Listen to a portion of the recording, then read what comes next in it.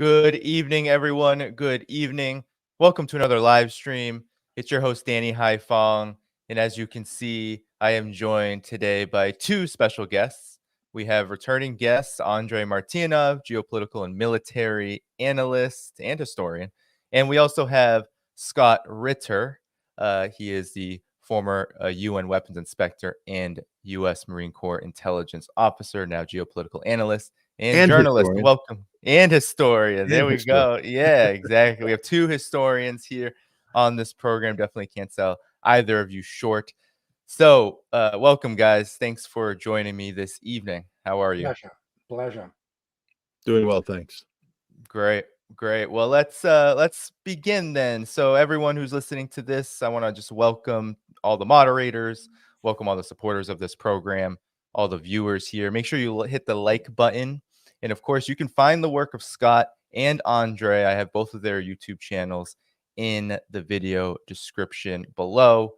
There also, you can find all the ways you can support this channel. So, you guys, let's begin today with what has been spoken about for the last several days, which is Avdiivka and the recent Russian rout in Avdiivka. So the New York Times has reported that around 1,000 Ukrainian troops have been captured or disappeared in the aftermath of what the United States, we had Sabrina Singh calling this, the spokesperson for the Pentagon, a strategic withdrawal. And the Western mainstream media has equally been wanting to call this and has been keen on calling this not a defeat at all and not significant. No. So, okay, Andrei, well, let's begin with you. What is the reality here? What happened in Avdiivka? Why is it important? Let's begin with you, Andrei. I mean, it's important insofar as the shelling of Donetsk, obviously, and the fact of Avdiivka being the most fortified area along the whole front line, which is 1,200 kilometers at least long. And that is a very important thing. In terms of Kiev regime propaganda, it's kind of a repetition, although on somewhat higher level of Bakhmut / Artyomovsk, if you wish. And in this particular case, obviously, they try to lower numbers, but as Shoigu reported to Mr. Putin, just through 17th and 18th of February, there was more than 2,400 casualties. The number, very large number, we don't know, people say many hundreds of POWs, and it's obviously hasn't been strategic withdrawal. It was basically a run. It was a rout. And why it was a rout, it's a separate topic, of course, because obviously when you begin to be, how to put it politely, get acquainted with something like Fab 1500, forget about Fab 500, we're looking at Fab 1500. There is no much, good, any kind of the, reinforcement will do to you, because essentially you're going to be shell-shocked one way or another. And they tried to do the Mariupol Azovstal 2.0 in the coke plant. It's didn't work out for them either. And the question is that it's not only just the fact of Avdiivka, it's the fact that Krinky, this bridgehead, which was essentially nothing more than a propaganda, PR action, which cost now in excess of 2,000 KIAs on the for Ukrainian forces. It is completely now under Russian control. There is nobody left on the left bank, with the exception, of course, corpses. Sorry to say this, it sounds horrible, but that's what it is. It was a killing field. So Krinky is also back. And then once you have this situation, you basically broke through what was the anchor, essentially, of the whole defense of the southern axis. And from there, what you probably will see first, they never prepared any kind of the real lines to fall back. So they just basically digging as they run away, and they try to hold on to some kind of the defensive line which they try to construct. but it makes no difference now, and eventually it will go to the what essentially have been predicted for in the last half a year at least. They will go into, once the defense collapsed, which it did in Avdiivka, they will go into what is called Achigovy, which means actually sporadic, spot oriented defense. It's sort of like Festungs, Hitler Festungs during Operation Bagration. So it's on a smaller scale, of course, but that's the only thing which is left for them. And they have to now move even more actively, whatever the reserves they have along this whole front line. And yeah, that's pretty much destabilizes the whole front for them. And Russia continues to do what they do, just rolling, steamrolling. That's important. Scott, yeah, jump in on the significance of Avdiivka. What happened? Why did it turn out this way?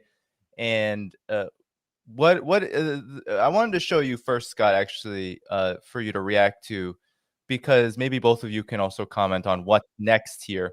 So CNN had this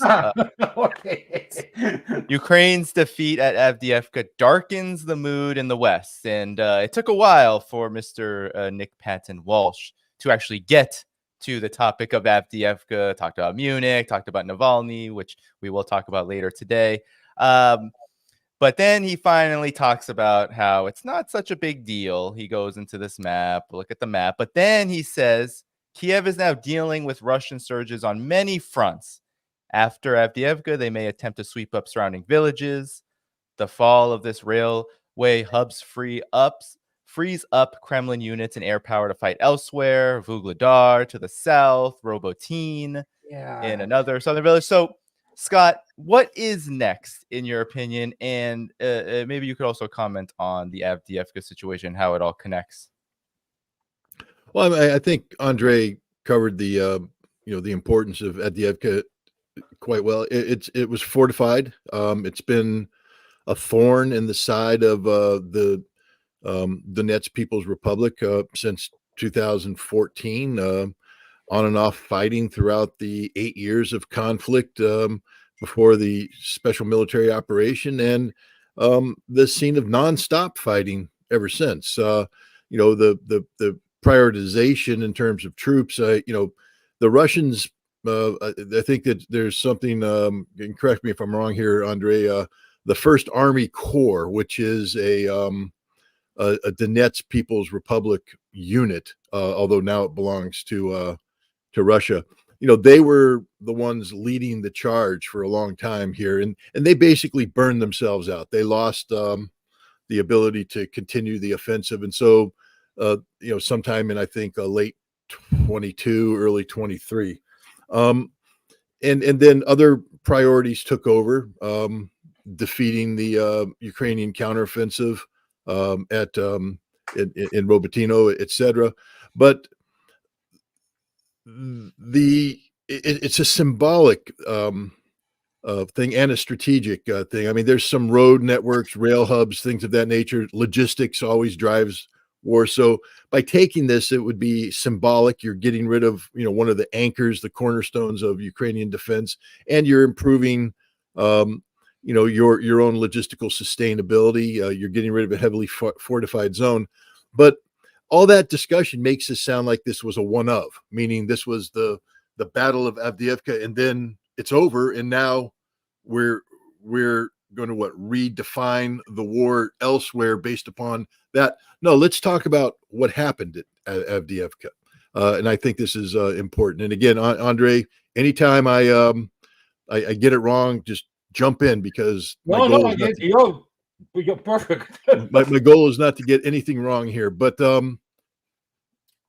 this is first of all, let's talk. The way the war had gone on before is that both sides had artillery, lots of artillery. This has been an artillery-driven war for some time now, and the Ukrainians actually, when the West provided them with specific systems like the M777 or the Caesar or the Paladin, etc. These are 155 millimeter, but now, Andrei, these are the 52 caliber, correct, as opposed to the 38, which means they have a little bit longer range. and they're compared accurate. Yeah. to Sta-S, yes, slightly longer. And so what would happen is the Ukraine, first of all, the day of massed artillery disappeared early on in this conflict. Back when I was in artillery, we'd bring up a battery, throw up in a lazy W, and just do a battery 6, and throw rounds down range and saturate an area, and we were happy.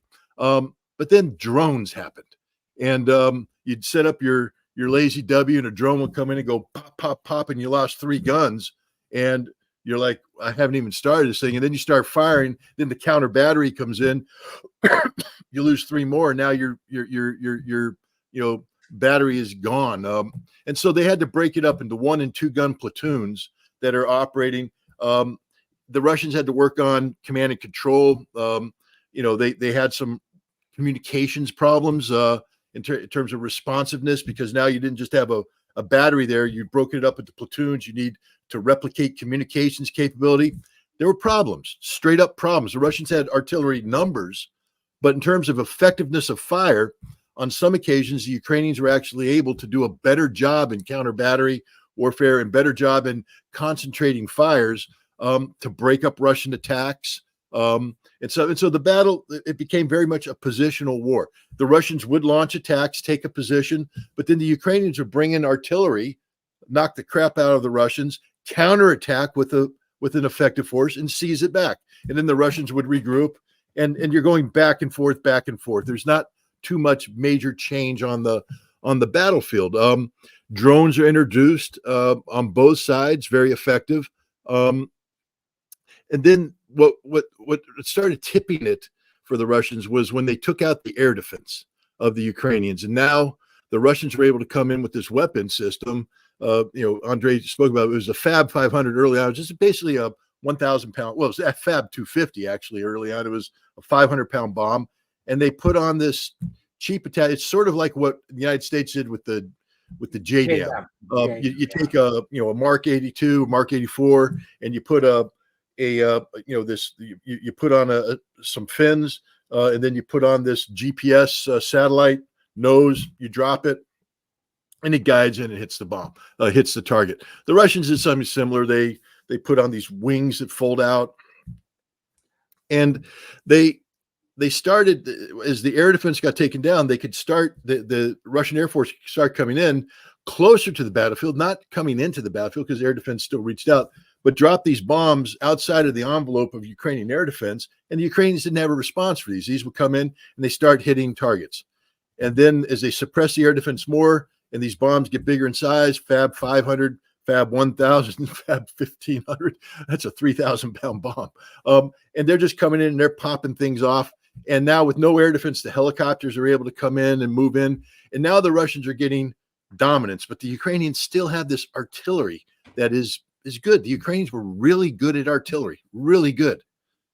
They ran out of ammunition. And this changed everything, because now the Ukrainians literally couldn't stop. Now the Russians can do things like, in addition to bringing in their bombs and taking out air defense, they can start to mass their fires. They can stop using 1 and 2 gun platoons and start bringing the artillery in and saturation attacks without fear of effective counter battery. The Ukrainians responded by shifting over to drones. They were trying to flood the zone with drones. And initially they had some success. I mean, my God, anybody who looks on Telegram, anytime you see an FPV drone, it's, all she wrote for the person that's going after was a Russian or Ukraine. Rarely somebody ducks and it misses. But when an FPV locks onto you, a letter's going home to your mom. Generally speaking, I have to say, I was just in the new territories, and the biggest fear we had, the Russian Ministry of Defense said, we don't want you going there. And I said, but I need to go there. They said, all right, but there's certain zones where you are literally, hey, diddle, keep going, do not stop, because you're getting into the envelope of the FPV drone. And there is nothing we can do for you if it locks onto you. You're going to die. And fortunately, as we entered that zone, the weather was utter crap. I mean, we're talking wind, rain, and we're like, yeah, because little FPV drones can't fly in that weather. So we got the hell out of Dodge. And they're a problem. But the Russians aren't stupid. What the Russians did is said, okay, how are they doing this? They found out how they communicate. Not only would they jam them, but they would isolate this, and they'd stop dropping those fabs, and they drop their own drones. And the most dangerous job right now in the Ukrainian military is drone operator. The second you tune in, boom, you're dead. And so they took the drones out. And what I'm trying to get at is the Ukrainians have nothing. And so this gives the Russians the ability to dominate the battlefield, to dictate the tempo of the battlefield. They get to attack where they want to attack, how they want to attack, when they want to attack. Now, when the Ukrainians want to counterattack, the problem is they bring their forces together, they're getting detected, there's no air defense, and they're getting slaughtered before they even come to the front line.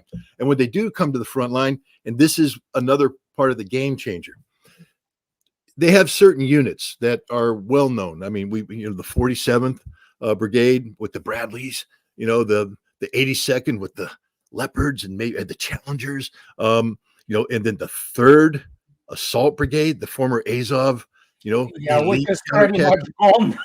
Yeah, but the thing about the 3rd Assault is, they're supposed to be the elite thing. It turned out that 2 of their battalions aren't Azov at all, because to reconstitute, the Ukrainians have taken so many casualties that to reconstitute the elite counterattacking force, they had to go to the territorial units, grab them out, put them in with no training, no coordination, everything. So it's no longer elite, it's bodies, and they get in there and they're not trained, they don't coordinate, and they got slaughtered. So the Ukrainians don't even have effective counterattack. The reason why they pulled out of Krimki, I'm told, is that some of the few units they have left that are relatively intact and capable are these Marine brigades that were committing suicide there, and they pulled out so they could get some of their battalions put in to have a counterattack force, because they got nothing. And the reason why I bring all this up is that's how the Russians won Avdiivka. I'm sure I just butchered that. Avdiivka. Yeah. Avdiivka. I've been saying it wrong all along. But this is happening everywhere. It's the same template now that's going to happen time after time after. It's happening in Robotyno right now. The Russians are attacking. The same thing that I just described is happening there. It's happening up in Kupiansk. It's happening wherever the Russians engage. And here's the thing. While the Ukrainians don't have any reserves anymore, the Russians, on the other hand, have built these giant operational groups now that they're bringing in. 40,000 guys coming up at 40 to 60, I guess, in Robotyno. Up in Kupiansk, they put in another 40, but they're going to also redivert the 2 combined arms armies that they brought in for Avdiivka now are freed up, and they didn't suffer hardly any casualties. That's the other thing. The Ukrainians are like, well, the Russians were slaughtered, and the Russians are going, no. I mean, I just spoke to a guy who's like, Slavyanka, which was taken Avdiivka first. And of course, we have our common friend, Marat Khairulin, who kind of disappeared. And it's like, okay, the guy is not on, incommunicado for some reason, I think. And then, of course, he ends up in Avdiivka in the front line unit. And Slavyanka suffered barely anything. Yeah, and the same thing. It's like, my gosh, we have like several wounded. That's it. No TIAs. And that's how it all happened. And so these units that the Russians expected, because look, the Russians are realistic. You launch an attack against a fortified position, you're taking casualties. That's just the way it works, guys. I mean, all these people are showing videos, dead Russian soldiers. What did you expect to happen? They're assaulting a fortified position. And so as they close in, enemy are hunkered down, hidden, they're going to pop up and shoot them. And then you lose guys, you maneuver in, throw your grenades, assault, kill them, and move on to the next objective. I mean, that's just called war. You have a vehicle coming up providing fire support. It hits a mine. It's blown up. The guys inside are dead or wounded. It's war. So everybody's like, the Russians are getting slaughtered. No, they're launching an attack, and an attack against a fortified position generates casualties, except now, because they didn't lose that many guys. I mean, they lost some guys, but these assault units, you can expect to take 30, 40% casualties or more in certain of the leading units. They're taking single-digit percentage, which means they are combat effective, which means that the Russians who plan these things are suddenly looking at 2 combined arms armies worth of troops that don't have to be significantly replenished, retrained. It said they don't have to be pulled back they're ready to rock in addition to what they've already done. So the Russians are going to be able to put pressure all over the line at the same time, and the Ukrainians don't have anything to respond with. There is also the issue of artillery, because and Shoigu was on the plant about 2 weeks ago, which produces Koalitsa. Koalitsa started to arrive in significant quantities. Koalitsa, which is the self-propelled gun. That thing outranges anything out there in the world. There is nothing which touches it. It's the range of the rocket-assisted shells is more than 80 kilometers. It's like insane. So, and it started to arrive now into, actually it was there in the SMO from the get-go, but it was basically in the trial mode. They were kind of tweaking it. Yeah. And then suddenly half a year ago, it started to go into the serial production. And obviously they ramped it up, and Shoigu needed it even more. And then it suddenly started to have this operational effect, not just tactical, and in terms of counter battery. And there are other things. Russians were using actually part of the counter battery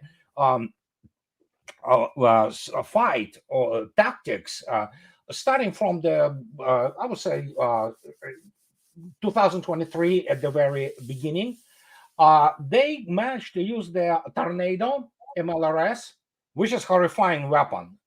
And it obviously has a range. I mean, and it has like 90-kilometer range. It's more. It has some rockets which fly even longer than that. They're just kind of sort of like HIMARS. But they used obviously which was perfected, which is recon strike and recon fire complex.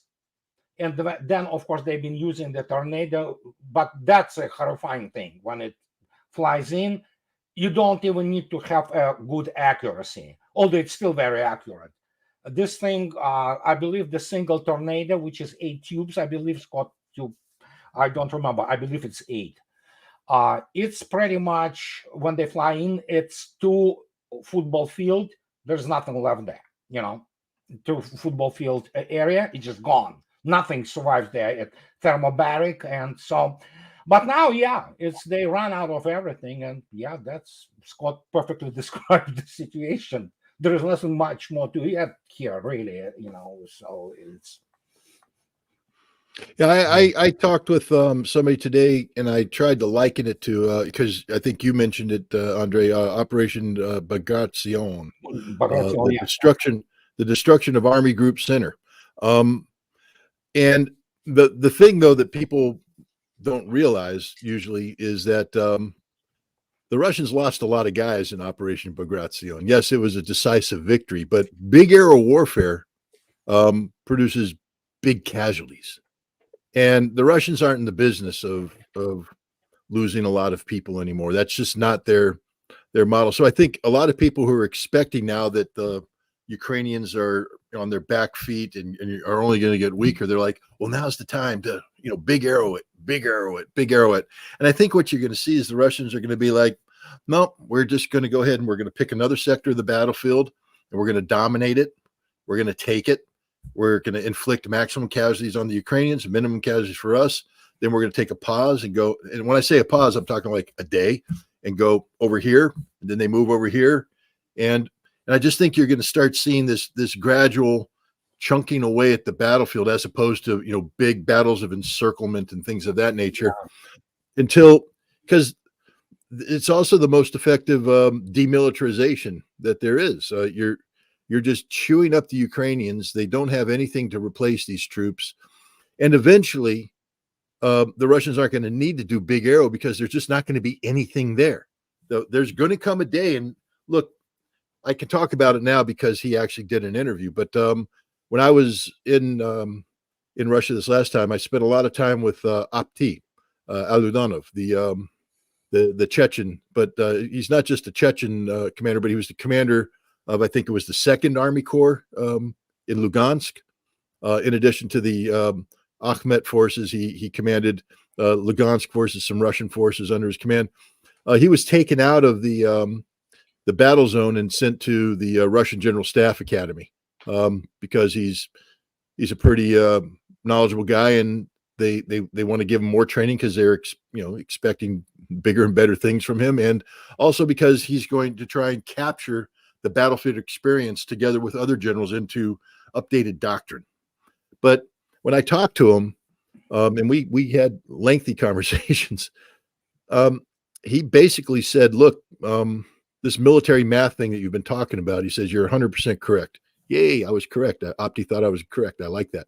But he said the thing is that you're going to see just the basic mathematical reality of it is that you're going to see on its own volition the battlefield produce dramatic results by May, meaning that it's not like the Russians are going to be saying we have to do this. It's just the reality of the battlefield, the inability of the Ukrainians to maintain cohesion is going to compel. Look, they're already in the strategic withdrawal phase.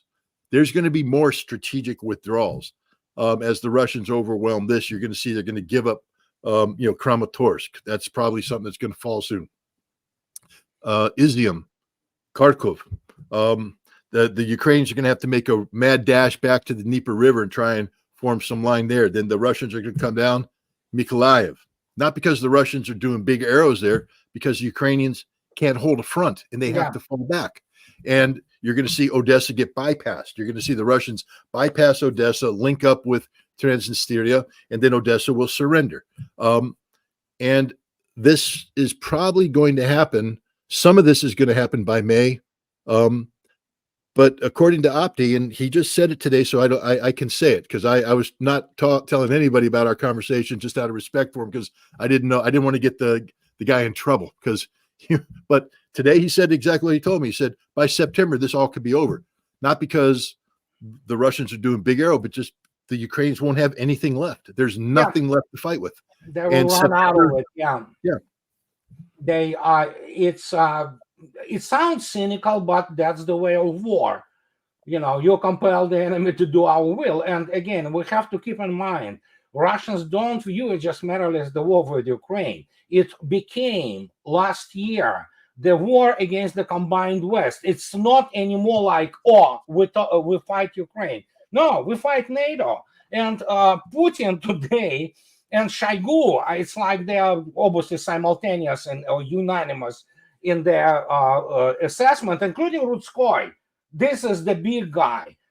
I mean, as much as Gerasimov is important, of course, as the chief of the general staff, but Colonel General Rutskoy, the big honcho, the chief of the main operational directorate, this is the brain of the army. This is what, makes those gears, rotate. And it's NATO. It's against NATO. He talks about all those people. Everybody knows now. All Patriot, all HIMARS, all other crews are American. It goes without saying. British are just also in bulk there, and of course Poles. My gosh, I don't want to go there. There are a bunch of them, including they caught some in Avdiivka. Some of them, of course, just corpses. Others have been wounded. They will be obviously treated properly, although per law, for the wars of law, because they are not necessarily regulars of the Ukrainian army. They could be executed, without any consequences. But Russians are not going to do it, of course. They probably going to exchange them. Who knows? Who knows what kind of the, so to speak, exchange could be arranged. But yes, it's for now, for majority of Russians, you talk to anybody, and like, it's us against them, It's not about Ukraine anymore. It's about, how the West will be pushed back to, I don't know, 97 lines. I don't think so. Russians want to really do it right now in the most forceful way. But as Scott correctly stated, in the end, when you look at this, the dynamics of the resources expenditure. You can calculate actually what's going to happen. And that is why you do not need all those big arrows. The state of the front. And I mean, come on. Russians were the guys who introduced this whole science of COFM. correlation of forces and means, because this is actually, you read the Pentagon documents, guess what? It's all references to Soviet and Russian military science, how we calculate the COFM, and people, even in the US Army War College, they wrote a bunch of the dissertations specifically on this topic. So, and yeah, you calculate COFM, you understand the dynamics, you understand approximately when it reaches its peak, when it begins to, precipitously decline. And that's how you plan your strategy, so to speak, how you plan your operations. And Scott, absolutely correct. Why do you need to run with the big arrows when they still have some reserves? And what many people still do not understand, once you surround something, once you envelop something, you have to have two lines of defense immediately. You have the line inside the cauldron, and you have to have the line of the outside, which you have to maintain in order to actually repel possible counterstrike, which is, relief strike for the enveloped force. And in this particular case, why to do this when they are coming in pretty much on their own volition and being annihilated with indeed very, very insignificant losses for Russian side. And that's the result of all. And Avdiivka demonstrated to it again. When Marat Khairulin comes out and says, guys, do you know how many people we lost? 0. I mean, but they were wounded, but there were 0 killed, so that's some achievement. Yeah, and given all that you both noted, then I'd like your reaction to there was a report in Politico, of course, about the Munich Security Conference that has just ended. And, one of the senators, the U.S. senators who was there, Sheldon Whitehouse, a Democrat from Rhode Island, he had this to say, which I found interesting because the rest of the report is how important it is for the $60 billion that's a part of that major package that hasn't been able to gain much traction inside of Washington for Ukraine, Taiwan, and Israel. But it says, according to Sheldon Whitehouse, the range of battlefield possibilities remains enormous with or without more weapons flowing to Ukraine. And this is what I found interesting. I'd like your reactions to this, whoever wants to go first. Somewhere between Afghanistan, driving the Russians out with essentially partisan guerrilla warfare in great armies conflict like we have right now is where it ends up. So whoever wants to be, I like your reaction to that, because you all just laid out the roadmap of where this is all going. And that is, it's what it seems to be the most intelligent assessment we can get out of those in Washington who are seeking to prolong this conflict. So whoever wants to begin. Read my lips. There is not a single person in the Capitol Hill who understands the modern warfare. None. 0. Including a bunch of those. There are people who do understand what is going on. They are probably within the middle level Pentagon planners. Those, lieutenant colonels, and maybe brigadier generals. The people who have the hands-on experience. Maybe some people in CIA and CIA. Now that's about it. There is not a single American politico who has a clue what modern war is. And of course, they need to read actually Lester Grau's excellent work on Afghanistan and Russians being there. So anytime any US senator or congressman begins to open their yapper about warfare, I mean, it's preposterous. These people, and again, I repeating it nonstop, but then again, that's not me. You can. You know what? For all I care, oh yeah, Martyanov is Russian. He could be KGB agent or what have you. But here is General Robert Latif, PhD in physics, 20 years in DARPA. He writes it openly in the Future of War book, 2016. You can find it. This is the best quote, and I quote it. So everything what American public and politicals know about war is from the entertainment industry. Period. That's it. Yeah. Look, here's the thing. Afghanistan, you have Russians white Slavic people, some Ukrainians, a couple Central Asian guys, but going into a Pashtun stronghold in terrain. So you're not one of them. You can't go to the villages. The villages are with them, and so that Ukraine. It's not like the Russians have never been there. Understand this: from 1944 until 1953, 54, the Russians fought a major counterinsurgency against the Banderists, the organization of Ukrainian nationalists, in Ukraine, in Poland, in Belarus, and slaughtered them, wiped them off the face of the earth. The CIA, I think, started in 1949, started dropping teams in to try and arm them, equip them, etc. But the CIA operations specialist said it's hopeless because no resistance can succeed unless it's basically disrupting and buying time before a major military force is coming to link up with it. So the idea that you're going to get a Ukrainian partisan movement that's going to defeat the Russians is stupid. What you're going to get is isolated acts of terroristic criminal activity that the FSB is going to investigate like a crime and wind it up. You have to communicate. In this environment, the FSB will saturate with intercept capability. You're not going to communicate. They have more monitoring capability than you know what. So if you're trying to move and do that stuff, the FSB will follow you, arrest you. You may blow up a car here, you may blow up a bridge here, you may do something, but the bottom line of anybody who's thinking that the Ukrainians are going to put on this great partisan warfare, you're smoking dope. It just isn't going to can happen. One of the reasons why it won't happen, especially, is that Mao Zedong, the gorilla is like the fish swimming in the ocean. The ocean is the people and the fish. The majority of the people that are going to be in the territory that the Russians are occupying are going to want the Russians to be there. They're going to be working with the Russians against the partisans. The Russians do interesting things like bring in gas lines, bring in water lines, bring in sewage, pave roads, build schools, pay pensions, make sure that there's food, medical care, etc., the infrastructure. Ukraine has a reputation, especially in the Russian zones, of not investing in infrastructure. Why do you think Crimea was crumbling? Because since 1991, the Ukrainians refused to invest any money into Crimea.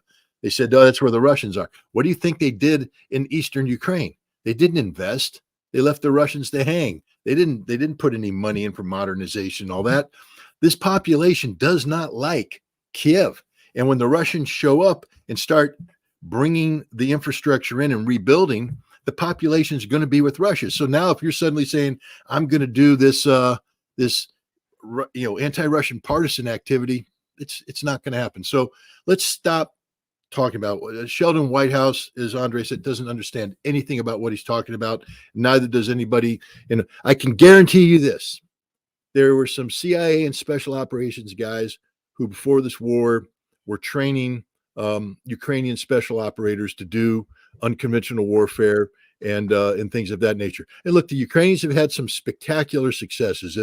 If the story is true, the foot infiltration to Engels Air Base, where they launched an attack, legendary stuff. They all got killed coming back, but it doesn't matter. They did that. There's some really good guys in Ukrainian special forces. But these aren't partisans. These are direct action, kind of guys. Anybody who does this work, if you go talk to a special forces team right now, and who's actually gone through Robin Sage and does all this stuff, they'll sit there and tell you we don't want to touch this with a 9-foot pole because it's a recipe for failure. Where's the action to link up? Where's the action to bring control? We have to give these people hope. They have to have a hope that something good is going to happen. And that implies that NATO, either the Ukrainians are going to reconstitute an army and be able to launch an attack. That's not going to happen. Or NATO's coming in. That's not going to happen. So when Sheldon Whitehouse speaks of, large army warfare, I think that was the term he used. It is the Russians are not going to invade the Baltics. The Russians are not going to invade Poland. It just isn't going to happen unless Poland attacks Russia or the Baltics attack Russia. And then it's all she wrote. With an army now that the Russians, do you think that the United States right now has, let me put it this way.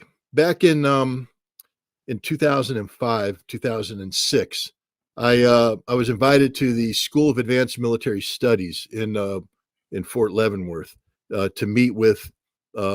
They have it's a majors level course, command and staff, but then they have a lieutenant colonel's special course, which is more elite. And I had a friend who was there, so I came in to talk with them. But then I've talked to the majors. But what I was watching was they were bringing people in to come up with counterinsurgency warfare doctrine to bring everybody together, to talk about the lessons learned from Iraq and Afghanistan, to bring the brain trust together and come up with, doctrine. Petraeus was in charge and he produced a piece of crap, but that's a different story. At least the system was trying to do something right.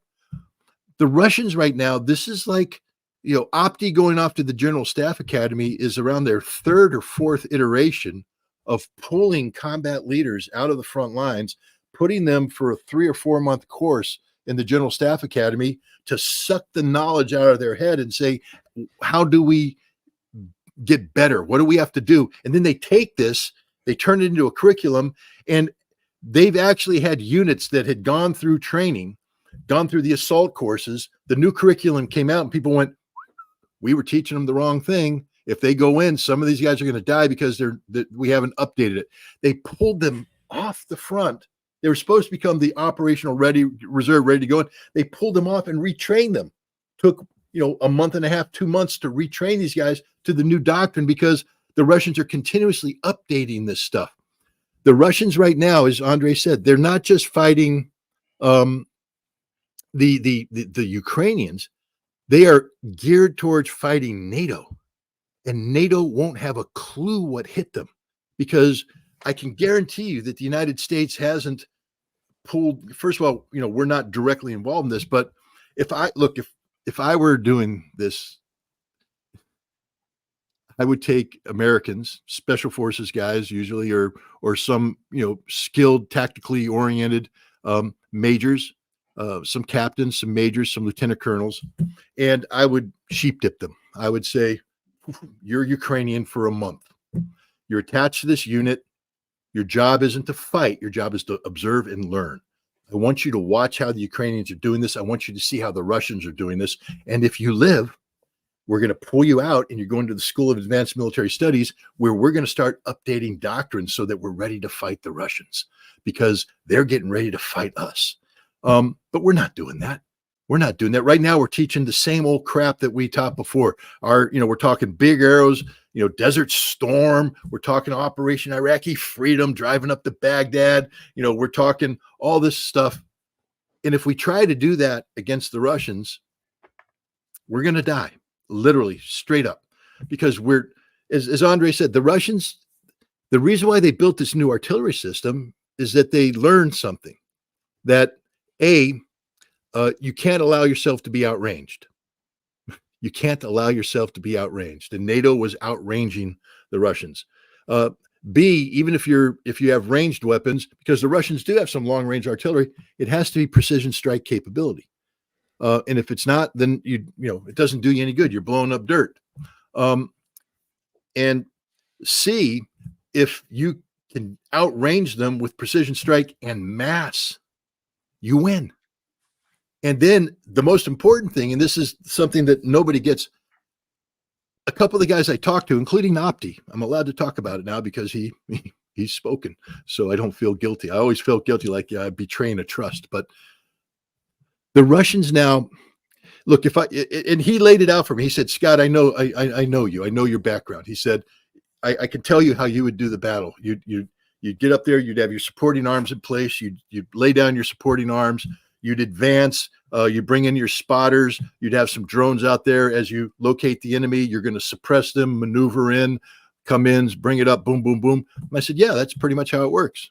And he said, okay, let me tell you how we do it now. He said, I start out by gridding out the battlefield. And the grids are drone support grids. and he says, what I do is I overlay my drones, the reconnaissance drones, the oversight drones, the communications drones. They even have logistics drones now. As you put infiltrators in, you can fly in drones that drop off supplies. So you don't have to worry about bringing in a tracked vehicle and all this kind of stuff. But the drones are in there, are maneuvers based upon drones. The drones define the maneuver, and then I start overlaying my drone plan with infantry, artillery, armor. These are all supporting weapons to the drone fight. The drones are leading the way. This is what he's writing right now. New drone doctrine, because drone warfare, it's over. I mean, I had guys talking to me about this even beforehand. They were talking about, because I always thought, drone operator would be some guy, some geek in the rear, flying a drone around. And he was like, oh, hell no. He said, we go in with an assault unit and we have a drone unit right with them providing tactical combat support. And I'm not talking about reconnaissance. I'm saying fire support. These FPV drones, we got a bunker. Could you imagine Iwo Jima? The Marines come in off the beach. They come in and bam, they get hit by a Japanese bunker. Instead of having to lay down suppressing fire, maneuver in, get guys killed and all that stuff, they call back and a guy comes up, flies his drone, boom, drone, take it out, go. They got that built right in. But see, that's still a supporting arm. What they're doing now is the drones are leading the way. The drones are defining, shaping the battlefield. Everything else is supporting this. And we're back in the United States still playing Desert Storm. I'll give you the number. I believe the last half a year, it's just half a year. You can check it out. 23,000 drones have been produced, and we're not talking about FPVs. We're talking about the serious, drones. So they say they will increase it 10 times this year. And they showed it, Zala Corporation. So that is why when you drive in Donetsk, you better have your sunroof open and all windows down. You know why? You want to hear when this thing comes in, then you maybe have a chance, or if you have a weapon, you probably can, shoot back, hoping that you will hit it. But the point is, as Scott correctly stated, and it's Gerasimov and General Staff, what are they doing right now? They have no reason to rush, actually. You know why? Because as it's been stated very clearly, and I repeat basically what everybody knows in Russia, Russian armed forces have been untied from the calendar. That's what Putin said. I don't care about calendar. You do your thing, whatever it takes. And so Gerasimov and General Staff, they are shaping the military, as Scott correctly stated, for the next 25 to 30 years. And it comes through that's where the difference is. As Mark Milley, before he left, he said, oh yeah, if we had this, joint force thingy, and like everybody, neocons went after him. I don't like Milley. I mean, he wasn't the principal man, but the point is, neocons went berserk. He wants to copy Russian General Staff, and it's not going to work. Well, you know how it works in the United States. Each force, each service basically bring in their operational plan, and they try to coordinate through the Joint Chief of Staff. In Russia, General Staff literally designs everything from the military industry to what weapon system you want, to what weapon system you need to design for the future, and how the doctrine will be written for the future. It is all coordinated. There is no such thing as Navy comes in and says, oh yeah, we need to have this, and period. They have to do it in connection to the overall defensive doctrine of the state. And that's why General Staff exists. It coordinates literally everything. And when you look at this, yeah, it is the shaping of the force. This force, could it go, for example, into Poland? Yes, it could. But will it? No. Why? But it is designed such a way as to, correctly Scott stated, if NATO decides to commit suicide, so there you go. Russia has this force. Plus, there are some other geopolitical contingencies which have to be considered. And I'm not going to go into this. But how to put it?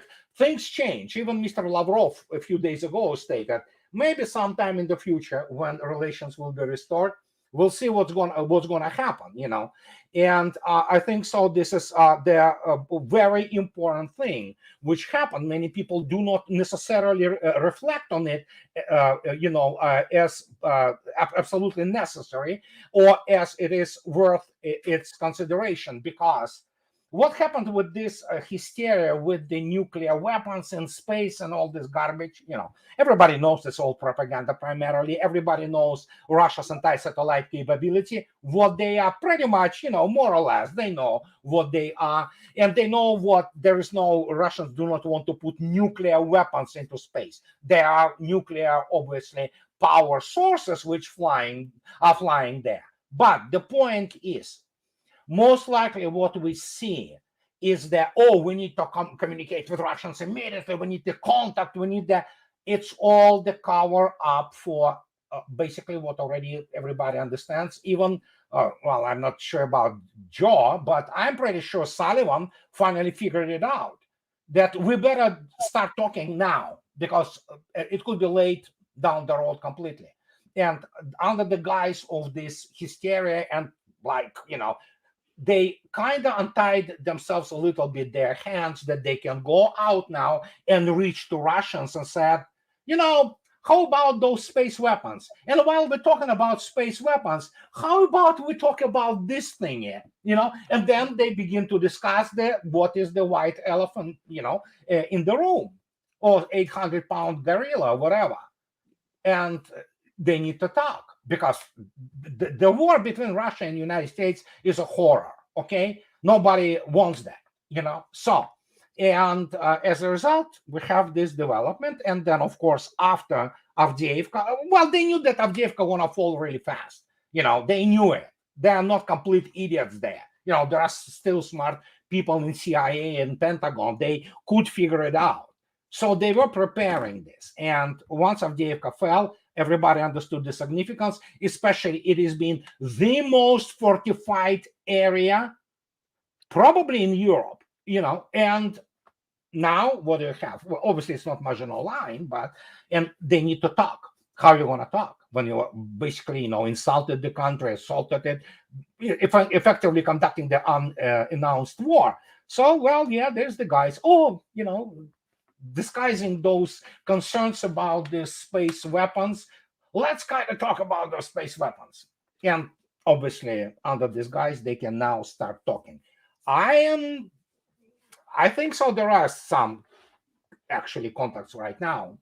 We'll see where it goes, But Russia obviously not gonna give up any kind of the strategic perspective in Ukraine. It's pretty much clear what Russia is going to be doing there.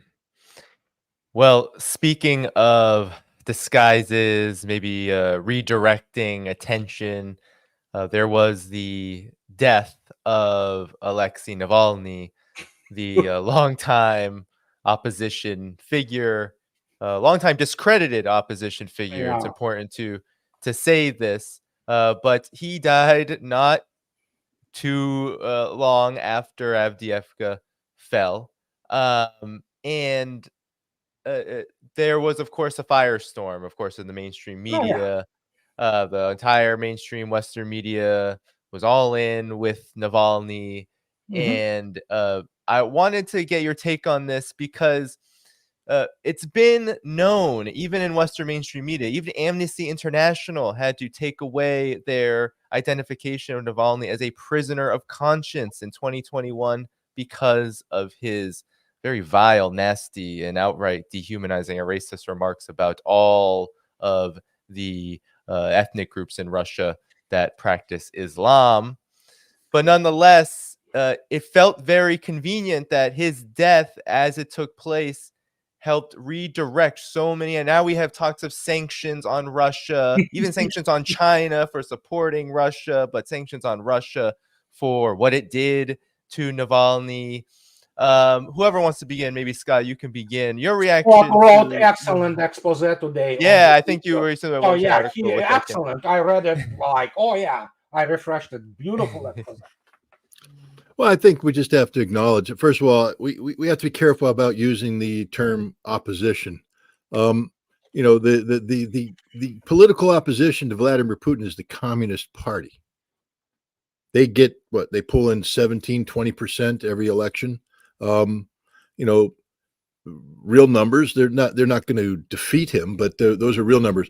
Navalny at best would get 2 to 5% at best. There was a time in, I think, 2018 when he got involved in Moscow politics, but that was a unique situation. He pulled in 27% for Moscow, but he got beat. But the big problem with Navalny is that he's not legitimate opposition. Now, opposition is somebody that is Russian, who talks to Russians, the communists. Again, I'm not pro-communist, but I'm just saying that's as Russian as you get, guys. It's a Russian Communist Party. They have organizations in every city and village that are remnants of the Soviet times. And when they meet, they talk about what they believe is good for Russia. And this is the important part. What's good for Russia, which means that there can be agreement with Putin or disagreement with Putin, but they're not going to undermine Russia. Navalny was never about what's good for Russia. Navalny was about getting rid of Vladimir Putin. He was involved in 4 regime change or election altering activities. The first was 2007, 2008, during the swap. If you remember the swap between Putin and Medvedev, Putin was president, served his constitutional 2 terms, had to step aside. Medvedev was prime minister. What Putin said is, this is what we're going to do, because Putin calls the shots. He says, United Russia, the party, is going to win the parliamentary elections. I will then say, I'll be prime minister. You then, now backed by United Russia, will run for president. You will become president. You will appoint me prime minister. 4 years later, we're going to flip roles, and I'll go back to being president. And the reason is, what people don't understand, this isn't about Putin being a dictator for life. This is about Putin recognizing the problems that faced Russia. Russia was a destroyed nation in the 1990s, was collapsed. They call it the catastrophe for a reason. Putin's job was to bring Russia out of this. 2007 was only 7 years after the disaster. 5 years, only 2 years after the end of the Chechen conflict. Corruption is still rampant. And Putin knows that, but Putin knows that you can't change things overnight. It takes time. You have to work at all the governor, at all the regions. You have to get things working. You can't stamp out corruption if the economy doesn't function. So you have to tolerate a certain amount of corruption until you get an economy functioning. Once you get an economy functioning, you have taxes flowing in that can pay pensions and do infrastructure. Then you can do things like, let's start tightening the rule of law. Let's start getting that in there, and we'll get corruption out, and we'll do that. But if you start right off the bat with get rid of corruption, and you pull the oligarchs, who are the only people with any economic sense at that point in time, out of it, the economy will collapse. It's as simple as it gets. So Putin has taken the long, slow approach, and he says, we're not ready yet. We're not ready for me to step aside. Because another reason why is, who's going to replace me? Well, the CIA, the State Department, the British intelligence have been trying to create an opposition to replace him. And in 2007, they tried to do a color revolution. Navalny was part of this. He was part of this youth mobilization group that was supposed to replicate what happened in Ukraine in the Orange Revolution, and it failed. Navalny then went into, his I guess they call it shareholder activism phase, where he's exposing corruption. And then he gets tapped to go to Yale. And this is where my article ends up. Because part 2 is coming. Yale, let me just tell you what it was. It was a CIA grooming and training operation. He went there. There's a guy in his class who is a former intelligence guy, who is the spotter, who arranges it. Navalny gets in with the Americans. One of the things he did while he's at Yale, this cultural thing and all that, he starts his attack. He's in Yale in November of 2010 when he starts releasing documents about corruption of Transneft, I think it was called, a big thing. And then when he came back in December, he started to pile on. This was a targeted operation by the United States to use Navalny to destroy the credibility of Vladimir Putin in the lead up to the critical 2012 presidential election. They didn't want Putin to come back in. They were trying to destroy Putin's reputation so that Dmitry Medvedev would say, I have no choice but to remain president. It was a CIA operation from the get-go, and Navalny was a CIA asset. So that's why anybody who sits there and says he's a patriot, no, he is a controlled CIA asset who is a traitor to Russia. But the Russians, first of all, you got to say Medvedev's sort of Medvedev for a moment thought he was going to be, then he didn't want Putin. Medvedev was like, I like the idea of staying president. And Putin, meanwhile, as prime minister going, that ain't going to happen. But don't worry about it, Dmitry, you're not going to be president. But Dmitry was playing the game. So Dmitry actually facilitated Navalny's work, allowed it to happen, allowed it to go on. It wasn't until 2011 when Putin made the phone call and said, no, that ain't going to happen, that they started to tune the screws on Navalny. They knew that if they called him a CIA asset and all this kind of stuff, that wasn't the way to take him down. The right way to take him down was through corruption. Here's Mr. Anti-Corruption, and suddenly they got the goods on him, because back when he didn't make any money, before he went to Yale, he had to go to Kirov. And he was brought in there by the governor, who he knew as an opposition politician before. And the idea was to look at the economic efficiency of some industry. The one that was Kirov Lis, which is the forestry, the timber. Navalny comes in, meets with the director, and says, the problem is all your boys in your 36 lumber mills are cutting timber on the side contracts, and selling it for direct cash that's going in their pockets. It's not being reported to the company ledger, and you're losing money. This is why you look so bad. You're cutting trees, but you ain't making any money. The way you're going to make money is I'm going to bring my best friend here, and he's going to set up an intermediary, and he's a trading company, and you're going to give him lumber at a good market rate, and then he's going to sell it. We get a 7% commission, but then that money that we make goes on your ledgers, and you make money. And the guy's going, but I guess you're from the governor, so okay, if that's what the governor wants. Well, it was a money-making scheme for Navalny, because they were getting the timber at very low prices, and then they'd go out there and sell them at high prices, pocket not only the difference, but the 7% commission. And that money wasn't going in. They were still losing money. Navalny and his buddy were making money. And then here's the kicker. Navalny does all this, and then in July, the governor says, run an audit on them. So Navalny runs the audit. They fail the audit, and the manager is fired for mismanagement and all that. And then Navalny closes his trading company and returns to Moscow with a whole bunch of money in his pocket. He's a corrupt mother, you know what? But everybody in Russia was. I'm just telling you, the only way you lived in Russia at that time was to have little schemes going on like that, because they weren't ready for the real deal. This is what Putin recognized. We have work to do. So now the Russians turn the screws on this, and now becomes a corrupt guy. And that was the beginning and the end of him, because the Russians, again, were just basically saying, you're not going to get to play the CIA game. But Navalny, the CIA owned him. So he kept trying to play the game. He tried to disrupt where they really cut him down was the 2021 constitutional reforms. The CIA told him to disrupt that, again, to attack Putin, to bring down the constitutional reforms, because this would allow Putin now to extend the stay. He wouldn't have to leave. He could do 2 more 6-year terms, give him 12 years. And the United States is going, we don't want 12 more years of Putin. He has to go. Navalny, it's your job. But he couldn't do it. He was arrested. He was given probation. The Russians were sort of being nice to him. And then the whole Novichok thing comes up. And I'll talk about that, but let me just put it this way. The German medical records show that there was no Novichok involved. It's a manufactured thing. What probably happened, most likely, is that Navalny deliberately overdosed on antidepressants to create a physical collapse that then could get him, together with British intelligence, German intelligence, and American intelligence, out of Russia, which they successfully pulled off.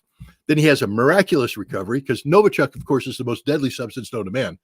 Even a whiff of it kills 1 million people. But nope, Navalny miraculously survived. In December, he ends up in the Black Forest at a CIA-run documentary film production company where they produced 2 documentaries in the span of a month. Now, Danny and Andrei, I've made documentary films. I made one back about weapons of mass destruction. I'm making one right now.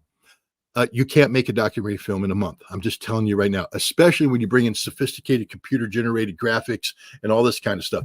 The CIA already had it all packaged up. They had a whole support thing going in. They produced these movies. Now, these movies were designed to destroy the credibility of Vladimir Putin. But now, how do you do that? Well, what you have to do is the guy who made the movie is going to go back to Russia. And everybody's saying, but you're going to get arrested. Yes, I'm going to get arrested, but then you're going to release the movie. Putin's going to be discredited. It's going to destroy him. He's going to be swept out of power, and I will be released, and I will be the hero. I will be the next president of Russia. 2 movies. One was Putin's Palace, which was the total fabrication about something. It fell apart immediately. It's really bad work by the CIA. The second one was Navalny, which ended up winning an Academy Award. Yay. But the problem is Navalny went back, and the Russians went, we're sort of being nice to you, but we're no longer going to be nice to you. You're going to jail. Not only are you going to jail, we're going to pile on this another corruption thing because you're a corrupt guy. We know it. Boom. Extremism. Boom. And a 2-year suspended sentence turned into a 30-year life sentence in prison. And he's done. He's not getting out. Now, then what happens? This is the thing. And I don't know. There's a lot of speculation, but let me put it this way. His death was not coincidental. The West was too front loaded on this one. You had the boyfriend of Navalny 4 days prior saying, that we need a game-changing event coming out of prison in order for this to work. Well, game-changing, you think? He's dead. His lawyer met with him 2 days before and gave him medicine. And then Navalny drops dead. So I call it my Frankie 5 Angels moment. Godfather 2, near the end of the movie. Special Frankie 5 Angels. Intel services, special services always operate within the realms of the organized crime and lawyers who work for it. It's classics, It's a modus operandi of the intelligence services. You don't have to have any serious intelligence, even background like Scott does, to understand that. How do you proceed, when you want to subvert or recruit somebody? Well, guess what? Organized crime is the best way. And believe me, even with the much more improved system of the control of the criminality in Russia and obviously of the penitentiary system, guess what? They still, communicate between each other. There are certainly corrupt guards in there. There are certainly communications with the outside world. So it's not that difficult to, kill the guy by different means. In the end, there is always, he was in the, he wasn't really, he was in general colony, what it's called. So yeah, there's always could be set up something. Some people who are very, they know that they are pretty much for life sentence. They might just, shank him and that's it. But here it was probably some chemical involved, and voila, there you go. So it's not that difficult, especially for the figure of such public profile in the West. In Russia, he is not taken seriously. And so they did, that's what the only thing they can do to remove any kind of the focus from the situation on the front, which is catastrophic for NATO. And many people begin to come out. And you know what? I listened to some of the former American military, who appear also on Judges. Yeah, I understand. People have to, it's not easy for many people. It's excruciating. I understand that. I went through it myself. You see, that's the point. The only people who can understand what Americans going through right now are Russians. There's no other people who can really relate to this. We've been through this in 90s, okay? And so there's sort of 90s which are happening in the United States, obviously with the dramatically different specifics of the United States. But when you look at this and you see how ineffective and how pathetic those attempts are. It's like, oh yeah, they killed Navalny. Wow, too freaking bad, So Russia doesn't care, and like, good riddance, So, and they still do not understand. And I spoke about it in my last video yesterday. They still don't understand what Russia is. They don't understand what its history, how it is related. You go, for example, as we did last year in August, just 5 months ago, you go through Helsinki and you drive into St. Petersburg, okay? And you drive through the highway in St. Petersburg. And when there's on the right side of the Gulf of Finland, you see this, it's magnificent. It's the tallest building in Europe. It's called Lahta Center. It's this, just beautiful tower. And you have 3 flags there, gigantic banners on there. One is the Imperial Russia, another Soviet Union, and another modern Russian tricolor. And they do not understand that what Putin achieved, many people do not even understand what has been achieved. He stitched together this Russian history as one unending process.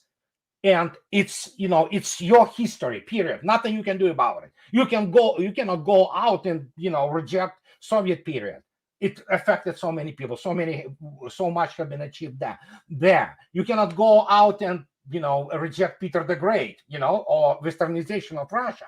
It's part of the history. And they still don't get it. They still play with those things because, as I am on record, the field of Russian studies is dead in the United States. What it has been affected by the BS of the primarily dissidents, who had the agenda. They wanted to, and I always say, and by the way, Scott, I mentioned you yesterday in my video when I was responding to some American officer about the World War II or Great Patriotic War in Soviet Union. Then I said, yeah, you either like Scott Ritter or Larry, you go to Russia, you talk to people, you begin to, what Scott writes essentially, the war for peace, if you wish, So that's how you make contacts, that's how you develop the, so to speak, the environment.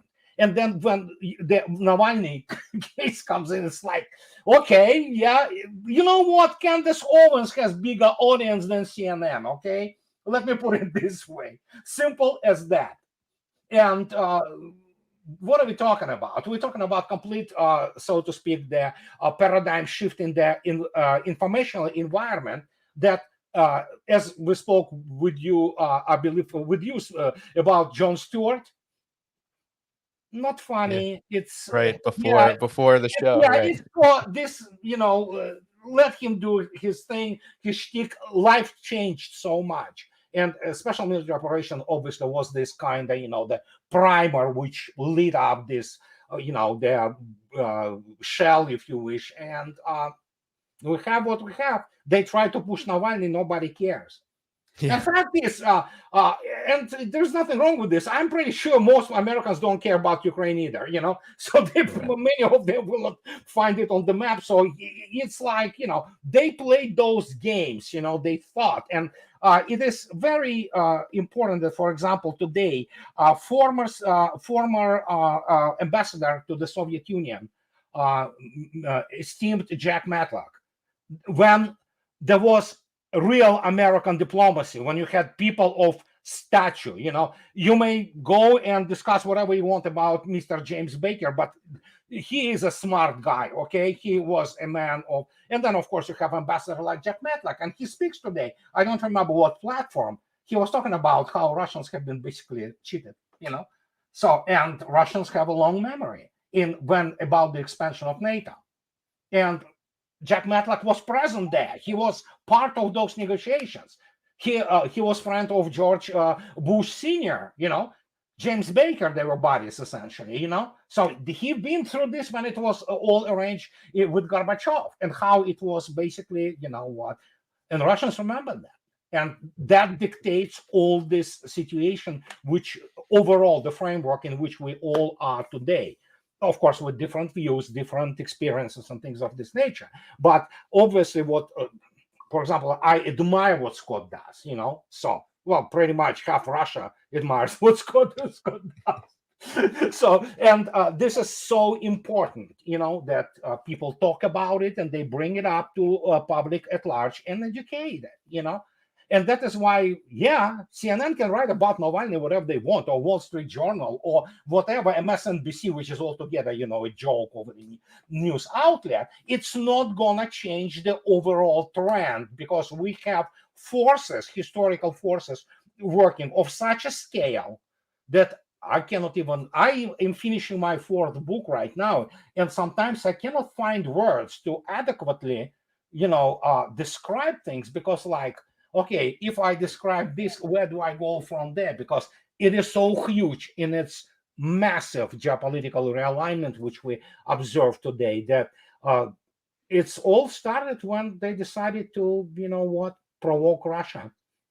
And, suddenly we have the world which we knew, it's not there anymore. Whatever comes in, my gosh, I don't know, Brave New World, different way, different version though.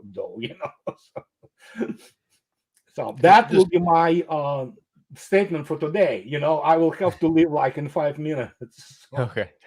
I'll just throw in 2 seconds worth here. Jack Matlock was the ambassador when I was a weapons inspector in the Soviet Union, and I met him and actually did a little bit of work with him. But I've read his book. He was kind enough to autograph his book, Autopsy on an Empire, which tells his time as ambassador. But Michael McFaul has written a book too. I forget the name of the title of it. And I've read both books. Michael McFaul writes about his experience as ambassador. I'll just give you the difference between the two in a nutshell. Matlock talks about going to the Bolshoi Theater. He talks about watching opera. He talks about going to museums, in addition to telling these wonderful stories about what happened. Just give me a second. I will add. Jack Matlock speaks perfect Russian, and he knows Pushkin poetry such a way, including Evgeny Onegin, that most Russians don't know. He is absolute scholar. Well, he sent a message, and the Russians. I was sort of the middleman between his visit, between the embassy and the Soviets for his visit, and the Soviets said, "What? When Matlock's here, what does he want to do? Because he had never been to Udmurtia before. Nobody had, and Matlock came back and he said, whatever, just show me something cultural, something about the history, whatever they want to share with me, I will devour. I want to learn about you, and they were just like, wow, okay. And they did. Okay. McFaul wrote this book and he tells all his little stories. Never once does he mention the Bolshoi Theater. Never once does he mention the Hermitage or culture. He could care less. He was the guy, remember the reset, the famous button, the red button and reset. Well, McFaul's the guy because he was the Russian expert at the National Security Council. And they said, let's reset. So he wrote down a word and he said, that's the reset. So they got on the little tape, the Cyrillic tape thing, put it in there. It didn't say reset. It said overcharged. Overload, actually overload. Overload, yeah. Lavrov was kind of like, what the hell is the hell you got me pushing here? But this was Michael McFaul, because he's an idiot. He's a moron. He's a dirtball. He hates Russia with with a passion, because you can't claim to love Russia. Look, I'm a Marine. Andrei, you know what I'm saying when I say I'm a Nikol Ternik, okay? I am a mujik. I am as simple as it gets. All right? You put me into ballet and you're going to get the, head back thing going on and all that. But I've been to the Bolshoi. I got to watch Swan Lake at the Bolshoi. Classic, I was at the Malinsky or the Martyanov Theater in St. Peter's to watch the Nutcracker at Christmas time. I've been to the Hermitage. I've been to the museums, because it's Russian culture, and you have to experience it. You have to see it. McFaul is supposed to be a Stanford professor. He's supposed to be this mind. He doesn't care about that, because he doesn't care about Russia, because he doesn't know Russia. And you know what's interesting? The Russians love Jack Matlock. They may not agree with everything that Jack Matlock did. How can they? He's an American ambassador. He's doing what America wants. He's not there to serve Russia. But they respect that, because he respects them. because he knows them. He knows their culture. McFaul's just an idiot. He doesn't know anything about Russia. He can't speak the language, and I don't fault him. I can't either. Anybody who saw me speak before the Chechens knows I can't speak it. Believe me. But better than me. but at least I try to appreciate Russian culture. I'm curious about it. McFaul has none of that curiosity, and that's the difference. Jack Matlock is loved because he loves Russia. McFaul is despised because he despises Russia. Yeah, that's pretty much very great, summary exactly about these two men. I actually shook Jack Matlock's hand in Seattle in '94, I believe. We have been on some gathering in Seattle Sheraton conference room. There was a large conference. There were people like, diplomats, all kinds of, and Jack Matlock spoke to our crowd. There was a lot of Russian business there too, and it was amazing actually. So yeah. I went in, I shook his hand, expressed he doesn't remember me obviously, but I was kind of like expressed admiration to him, so, and Did you wash the hand yet? No. So, but yeah, Jack Matlock is like, when you look at and you say, okay, what is the standard of American diplomacy, which is not there anymore? Jack Matlock. Yeah, that's like the high bar. That's the highest level you can. So yeah, well, guys, I really have to go. No problem, Andrei. Scott, do you have about 15-20 more minutes, or do you feel like you need to go too? It's okay.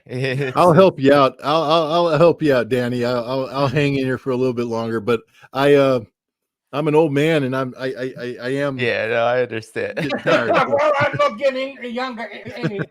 So, guys, okay. Andrei, thanks so much. Everyone who wants to follow Andrei, you can find his YouTube channel, which I believe has all the links to everything else for you as well. But any last plug you can give before you head out?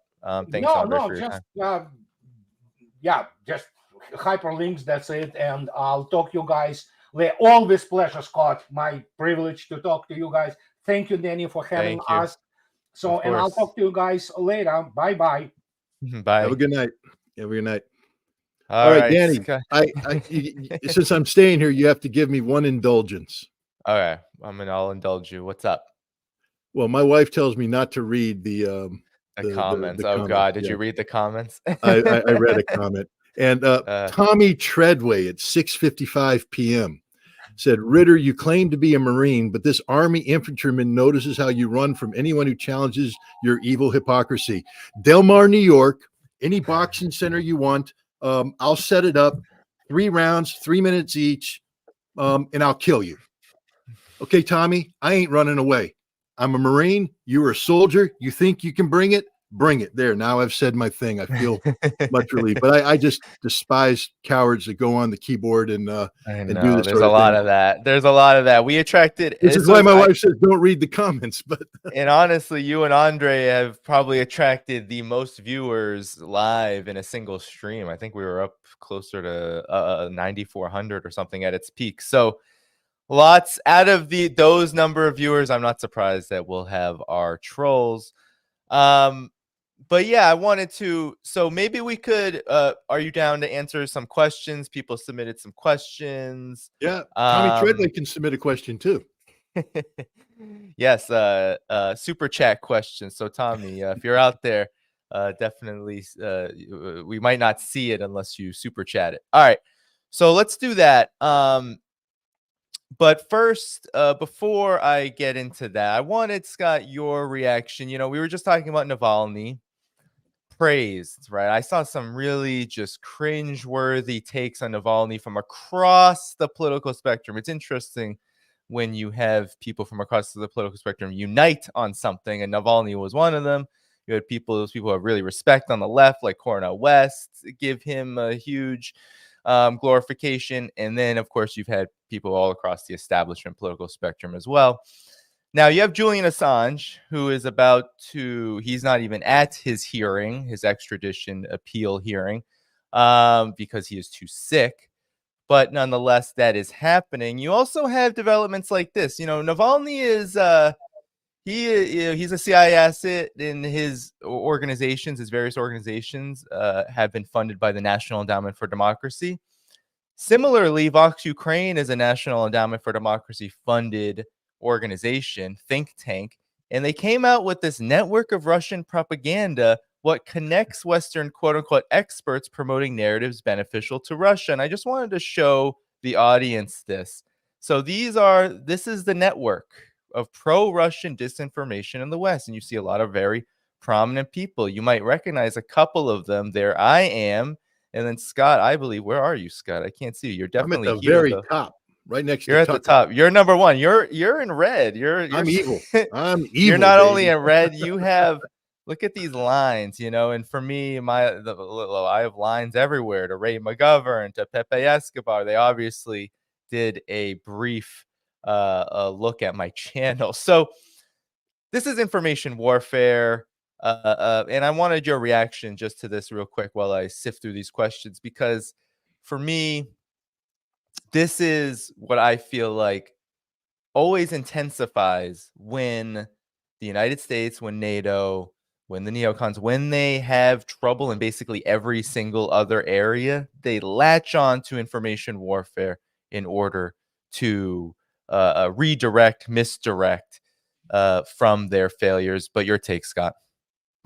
Well, it's interesting because you were talking about Julian Assange and freedom of speech. There's different ways to suppress freedom of speech. In America, we like to say, oh, there's freedom of speech. Well, there is, but there isn't. For instance, I've been kicked off of Twitter more times than I care to count. I mean, currently on Twitter right now, or X, but I could say something, tweet something, and the powers to be decide that I'm no longer there. YouTube demonetized us. My channel. We're still not monetized. We don't know why. It is what it is. At least they haven't totally banned me, taken me off, but that could happen. That's why we went over to Rumble, to have a backup plan and all that kind of stuff. There's no free speech in America. You pay a price no matter what. They intimidate you, etc. But when it comes to Ukraine, first of all, there's something called the Mirotvorets list, peacekeepers list. It's real. It's a hit list, meaning that the people on the list are marked for death, literal death, and they kill people. Daria Dugina, they killed the Russian blogger. Tatarsky? Was that yes, Tatarsky? Tatarsky. They have a whole bunch of kids on the list, children from Donetsk and Lugansk who have spoken out against the Ukrainians. So they put kids on the list, and they put their names, their faces, their addresses, and they want to kill them. It's a real deal. It's so real that every time I travel to Russia, we have to be aware of that. Before I went to Russia, a Ukrainian hit team went and killed a Ukrainian politician who had gone over to the Russians. They tracked him down, popped him with silenced pistol, killed him. And so it's something you have to be aware of. It's real. That has a chilling effect. I mean, for somebody like me who's dumber than dirt, it doesn't matter because I'm not going to scare. But for other people, they might say, I don't want to die for this cause because it's not and so they'll stop talking, or they'll modify their speech, or they won't go to Russia when they might have otherwise have gone to Russia. So they're denied the opportunity to educate themselves. But then, then there's this thing called the Center for Countering Disinformation. Now, the Center for Countering Disinformation came into being right after the special military operation began. I think around April of 2022. It's funded by the United States government. In fact, it's the brainchild of the United States State Department.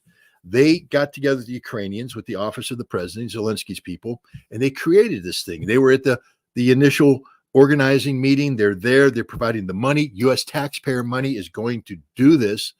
And one of the first things that the Center for Countering Disinformation does is publish a blacklist of people who are saying things that the Ukrainians don't want them to say. Now, this is an American-funded blacklist. That's U.S. taxpayer money going through the United States government, going to Ukraine, creating this organization to publish a blacklist of Americans. And then my name features prominently in this, By the way, the Center for Countering Disinformation then later on went into their daily Russian propagandist of the day, and I have set the record for being the guy who has won more Russian propagandist of the day awards, meaning that they single me out and say he's the most evil man on the planet. You can laugh about it. I'll get to you why it's not funny. Then I also win the propagandist of the week and the propagandist of the month. There's a reason why I'm at the top of that list. They don't like me. That's okay. I don't like them either. But then they turn around, and this is again with U.S. taxpayer money in a meeting where you have State Department people from the FBI there. They say that the people on this list are information terrorists.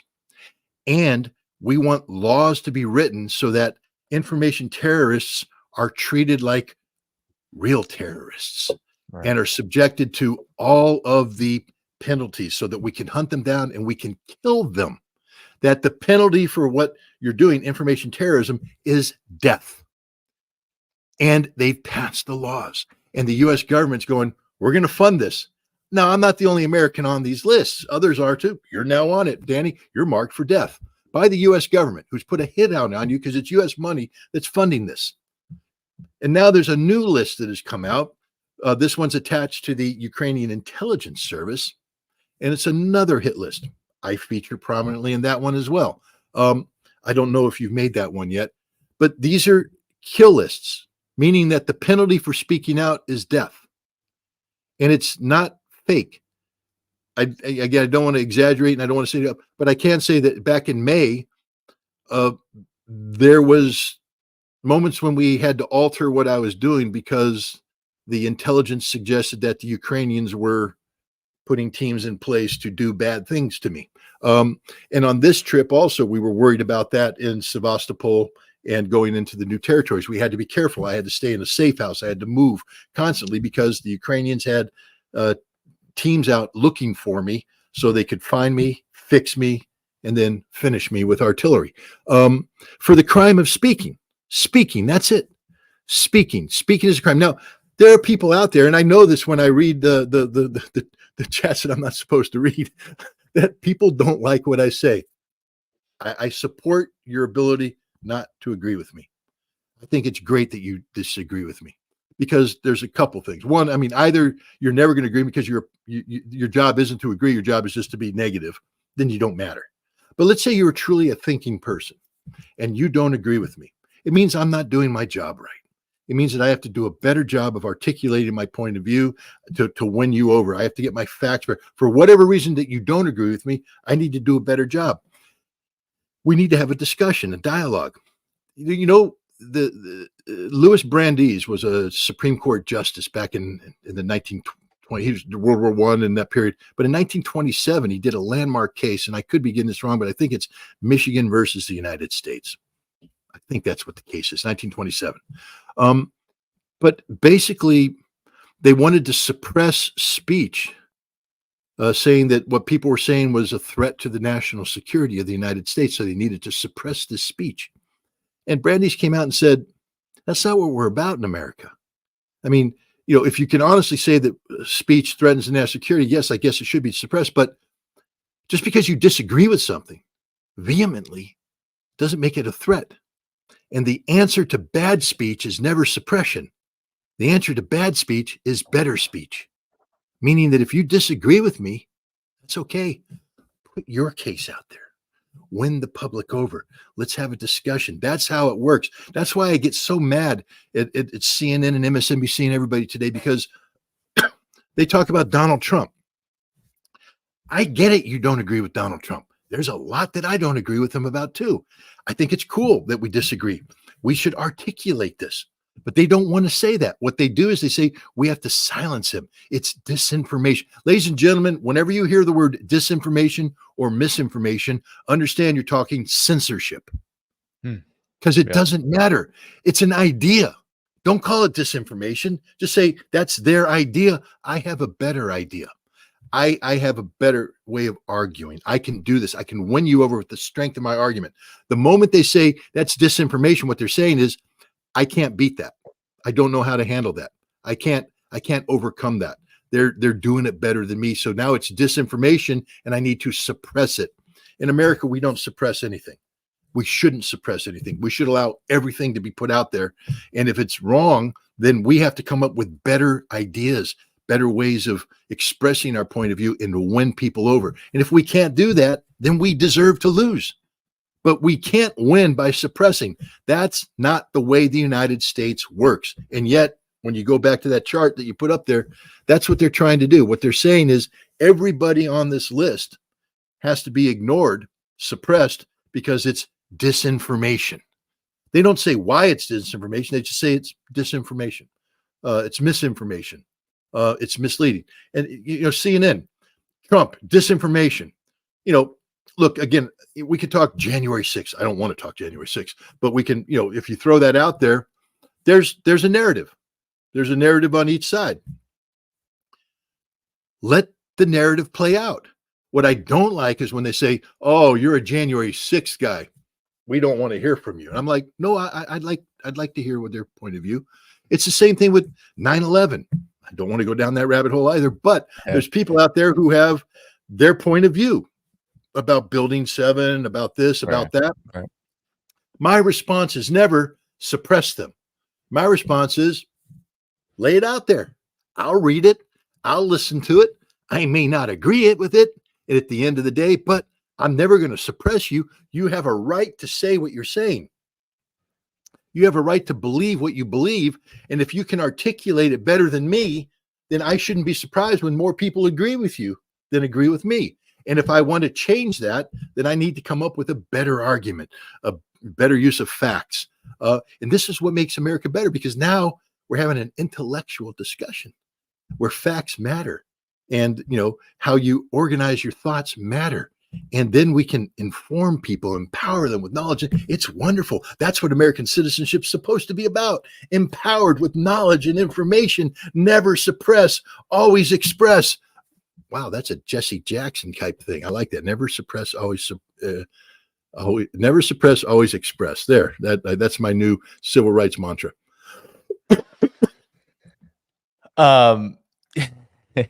Well, I think the case you were referring to, you said that was 1927. Did it have to do with the? It was definitely ruled over by Louis Brandeis. Was it Ruthenberg versus Michigan? That might be it. It was based on a longtime Communist Party activist who was charged with having a secret meeting, and he was teaching, educating, and he was being criminalized for doing that.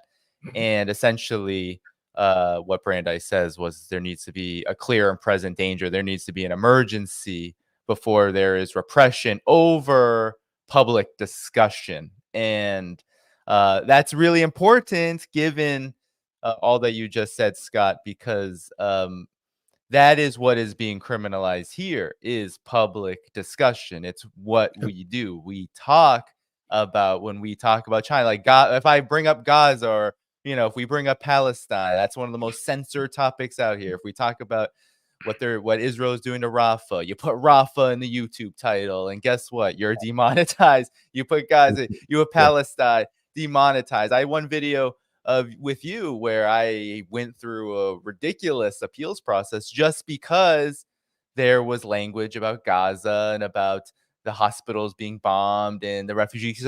So that is what is being criminalized here, just literally the public discussion. And then, of course, Assange is probably the litmus test, given that that's what he did. He opened up a huge public discussion by revealing what was being kept secret, what shouldn't have been kept secret, which is information about what the United States is doing around the world, how it's handling its own internal election systems, and so many other things as well. This is the funny thing about Assange.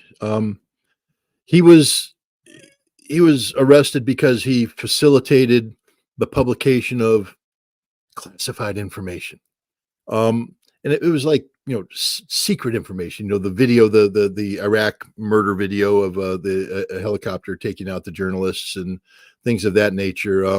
The diplomatic cables, which embarrassed Hillary Clinton. That's the kiss of death. Okay. And they said, he shouldn't have done that. They never got the New York Times, the Washington Post, the Guardian, the other people who published it. They just went after him. But here's the thing. This past week, we had Mike Turner, of the Intelligence Committee chairman, do this funny little thing where he suddenly, in a panic, said, "Oh my God, there's intelligence that has to be released. I want every member of Congress to read this, and the president needs to declassify it. It's an emergency. We have to discuss it." And then he put the intelligence out there. But the way he did it is, it's Washington, D.C. So every journalist who was sitting in the bar that night, sipping their Macallan 12, watered down with something, they go, "Holy cow. Hey, you're my congressional go-to guy. What's Turner talking about?" "Oh, we have to have a meeting." "Okay, let's come to the bar and have some Macallan and we'll meet." So they come to the bar. There's this raw intelligence report that came out of Russia about, an anti-satellite thing. Boom.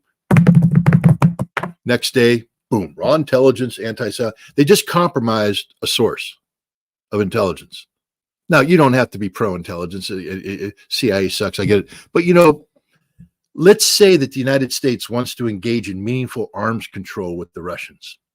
Now, you're the president of the United States and you're meeting with your team trying to come up with a negotiating position. And you have this raw intelligence that says the Russians are doing something.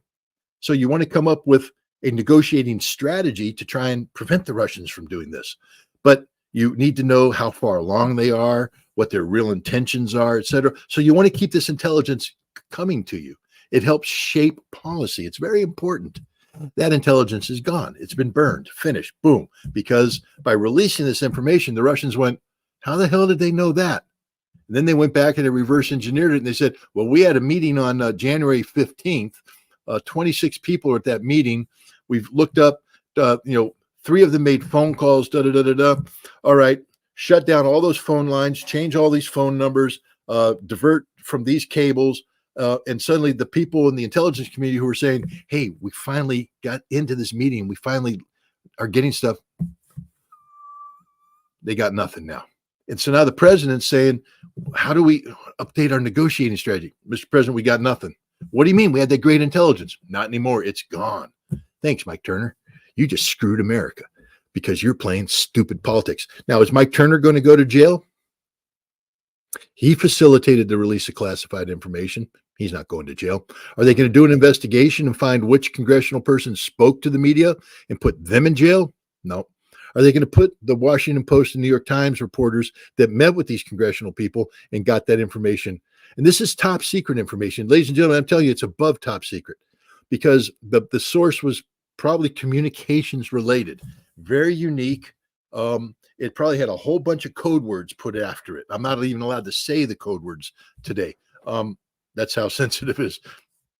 When you sign the document, it says, this is the program. This is the name of the program. I'm not even allowed to say the name of the program. That's how sensitive. They just blew that. It's gone, finished. And nobody's going to jail. But Julian Assange is in prison. He's going to be extradited in the United States where they're going to kill him. Literally. If he comes to the United States, he's dead man. Everybody knows that. Everybody knows that. He will never be free again. He's going to lose his wife and his kids.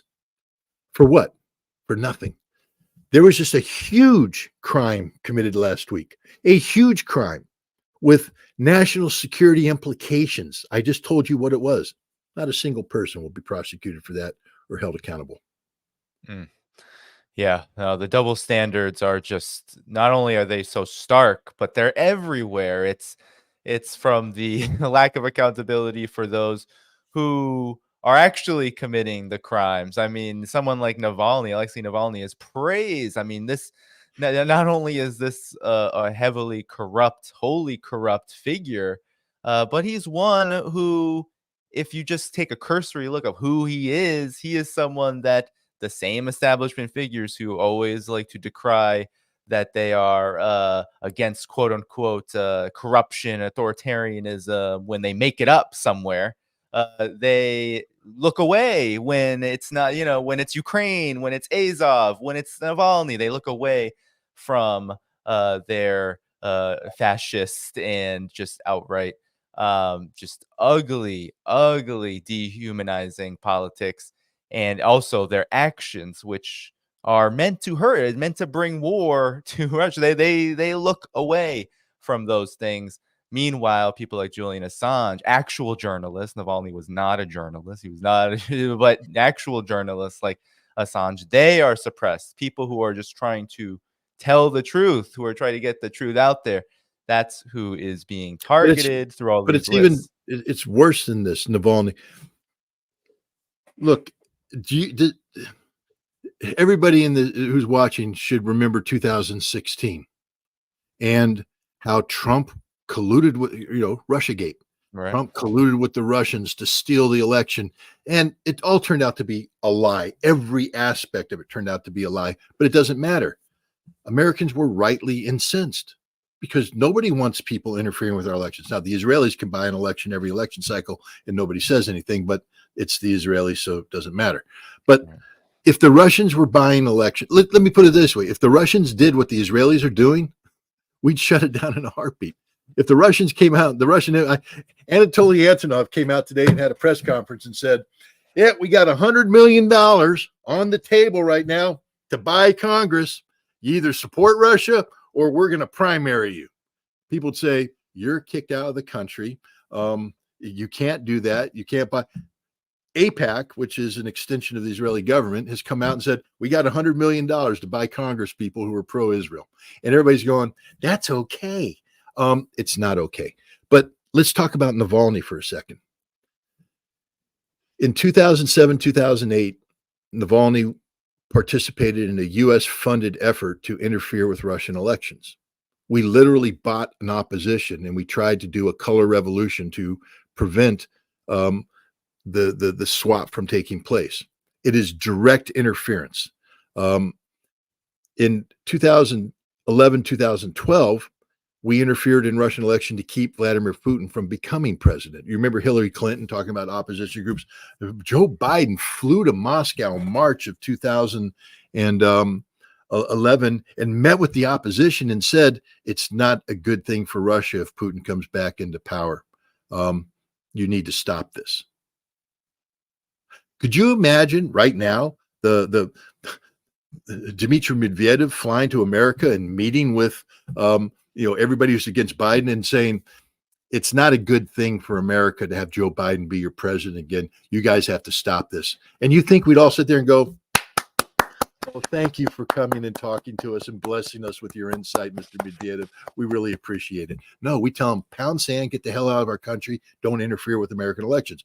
But we interfere. Navalny played an important role in 2011, 2012, funded by the CIA. Remember, you showed the videotape.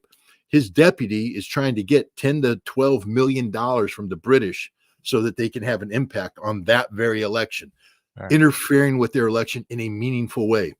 And in 2021, Navalny was supposed to be involved in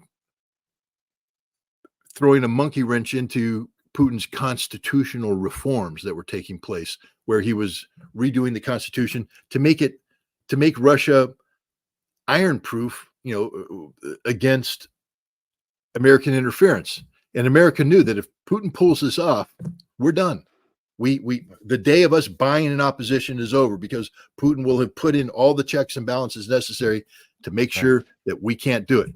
Navalny was supposed to interfere with that. And his last act is, by dying, is to help create. See, everybody knew that Navalny is done as an opposition figure.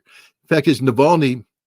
He was gone. I mean, he disappeared. Even if you didn't even know anything about it, nobody was paying attention. But for instance, there's the former head of the New Economic College who fled in 2013. He's now teaching somewhere else. He's well regarded and everything, but he's in contact. He was a big Navalny supporter. He said that Navalny is realizes he made a mistake. He shouldn't have gone back. He's sorry. And he would like to have a chance to leave Russia, and he would like to come out, and he would never cause problems again. His day as a opposition figure. And this is a guy who's talking to Navalny. Navalny quit. Navalny said, I'm done. I'm finished. I don't want to do this anymore. They broke him. They broke Navalny.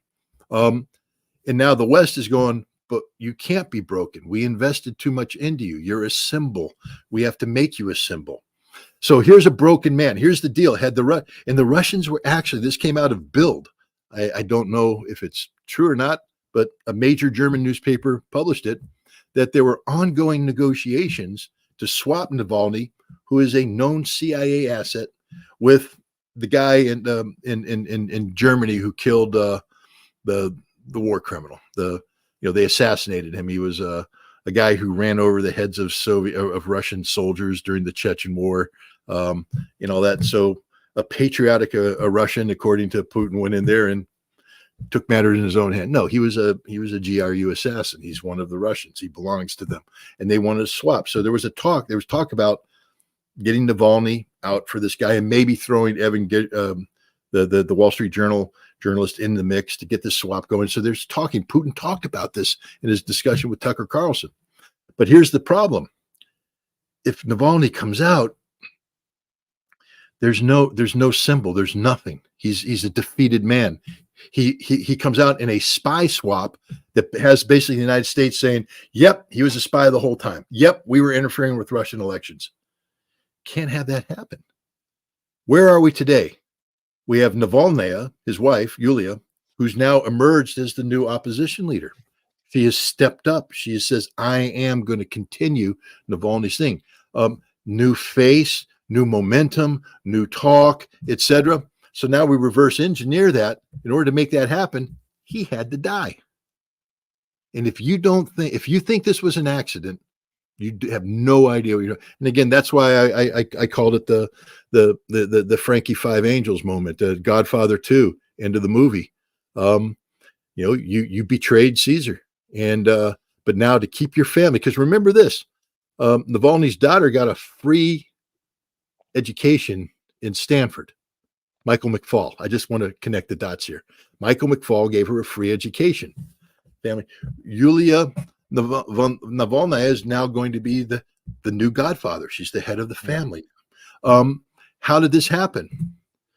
None of this would, I mean, you can't undo the education, but I can guarantee you that Miss Stanford educated Navalny daughter will have all doors shut in her face if Navalny comes out and says, I was a CIA stooge. Because what happens to people that admit that they were CIA stooge?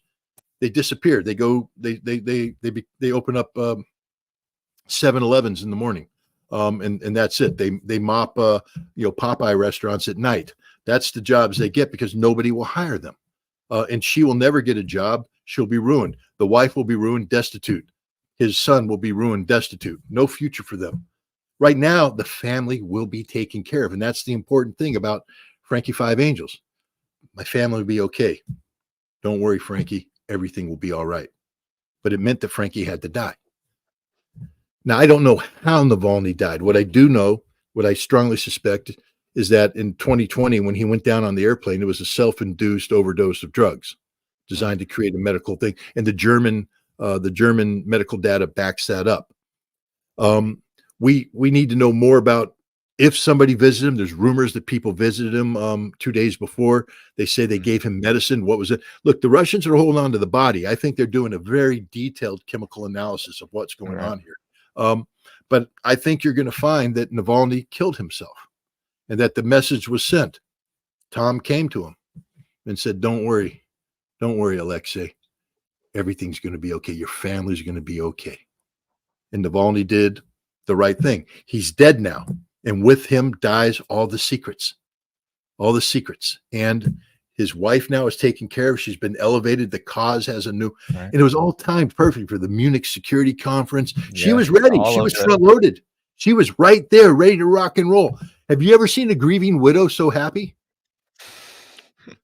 I haven't. Yeah, no, me either. And it was, if you read any of the mainstream media, so for the audience, read any Western mainstream media article about Ukraine today, and you will find a large portion of it will involve the Navalny situation, the death, and it's perfectly placed, it's perfectly timed, and it all helps soothe and provide a cushion for these developments that we spoke of today. I mean, the way that this event puts some more energy, especially in the anti-Putin agenda, which is really one of the biggest parts of the war maneuvers toward Russia, is to cut off the head, which is a long U.S. strategy. This puts energy into it, really, but energy, in my opinion, that doesn't really go anywhere, but it puts energy into it nonetheless, and that I think both speaks to the desperation and the bankruptcy of all of this. But Scott, I've kept you a long time. Maybe we can get to one question in the super chats. We can answer it quickly, so we can both head out of here. Maybe a unique question that gets out of Ukraine. Here is an interesting one. Is Hungary's new alliance with China a first step towards BRICS membership? And will it have an impact on I guess this has to do with the Russia-Ukraine conflict still. So Scott, your take on this. I also want to pull up an interesting article that has to do with China that I think kind of paves the way for following up whatever your thoughts are. Well, I mean, first of all, if you take a look at Hungary, they've taken a very strong principled position on a lot of issues pertaining to the EU and to the Ukrainian conflict, but they've been put under a lot of pressure, and there's a certain reality that Hungary has to deal with. Principles fine until Hungary's stomachs cause a revolt in the streets or something of that nature. And so Viktor Orban has been, pretty consistent, but he's had to make some concessions in order to keep money flowing in from the European Union, in order to be not to lose his voting rights, etc. By working with China, he's creating a plan B. He's creating an alternative. He's an option for Ukraine, for Hungary, in case the West finally says, we're shutting you all down, trying to get you to surrender. Orban will say, well, I'm not surrendering because I got my new best friend, China. And, and that's the way we work. One of the problems with Hungary right now is that it doesn't have a border with Russia. It's got a border with Ukraine, but it doesn't have a border with Russia. That may change sometime this year. Hungary may have a border with Russia, which now means that Hungary is protected because they have a landline of communication to Russia that links them in with China. And now this relationship with China becomes real. I think we're looking at, it's not just going to be Hungary, because let's say Hungary does that. I think Hungary also has a border with Serbia. And Serbia now won't be landlocked. One of Serbia's problems is they're just smack dab in the middle of Europe, surrounded, and it's hard to, talk about, lines of communication, etc. But now, if you have connectivity, land connectivity to Russia, that leads to China, and Russia is the head of BRICS this year. They will be holding a BRICS summit in Kazan, and I wouldn't be surprised in Kazan if we have talks not about immediate membership, but that Hungary and Serbia are invited in as observers for potential future. This changes everything in Europe, because if you suddenly have defections of, Serbia is not an EU member, but they've been sacrificing everything, their honor, their credibility, to become an EU member. You have Hungary that's just fed up with the EU, but they have no other option. You have Slovakia that would like to head in that direction. And as things deteriorate in Europe, people are going to say, hey, can I sign up for that too? Yeah. Germany. I wouldn't be surprised. Germany. I mean, again, my favorite car when I was growing up in Germany, when I lived there in the 80s, was a Porsche 911 SC Turbo, rough modified. Rough is a company that beefs up the engine. I mean, but it was a beautiful car, but you couldn't afford it. It's German made. I mean, it's hard to get. Well, guess what's going to happen in the next couple of years? Porsche is talking about moving its manufacturing out of Germany to the United States. The Porsche 911 SC Turbo is going to become an American-made car. I mean, that tells you everything you need to know about the German economy. It's tanking. Industry is fleeing. It's gone.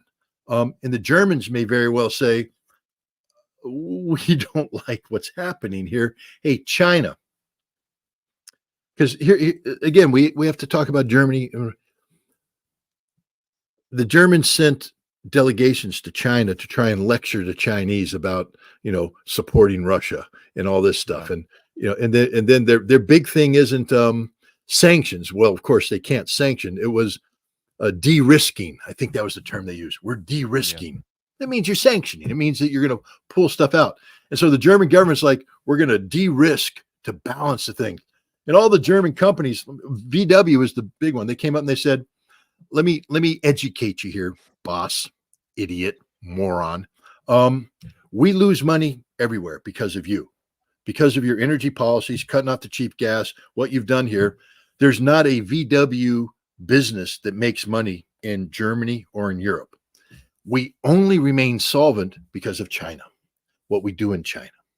And now you're telling me you want me to come in and start pulling the plug on the only thing that makes us money? If we do that, we go bankrupt, we go under, we leave Germany. And every German company that's doing business in China said the same thing. We don't make money anywhere. The only place we make money is China, and China props us up. It keeps us a little bit in the black. Black or red. Yeah, I think you want to be in the black. Red's bad, black's good in the economy. So a little bit in the black.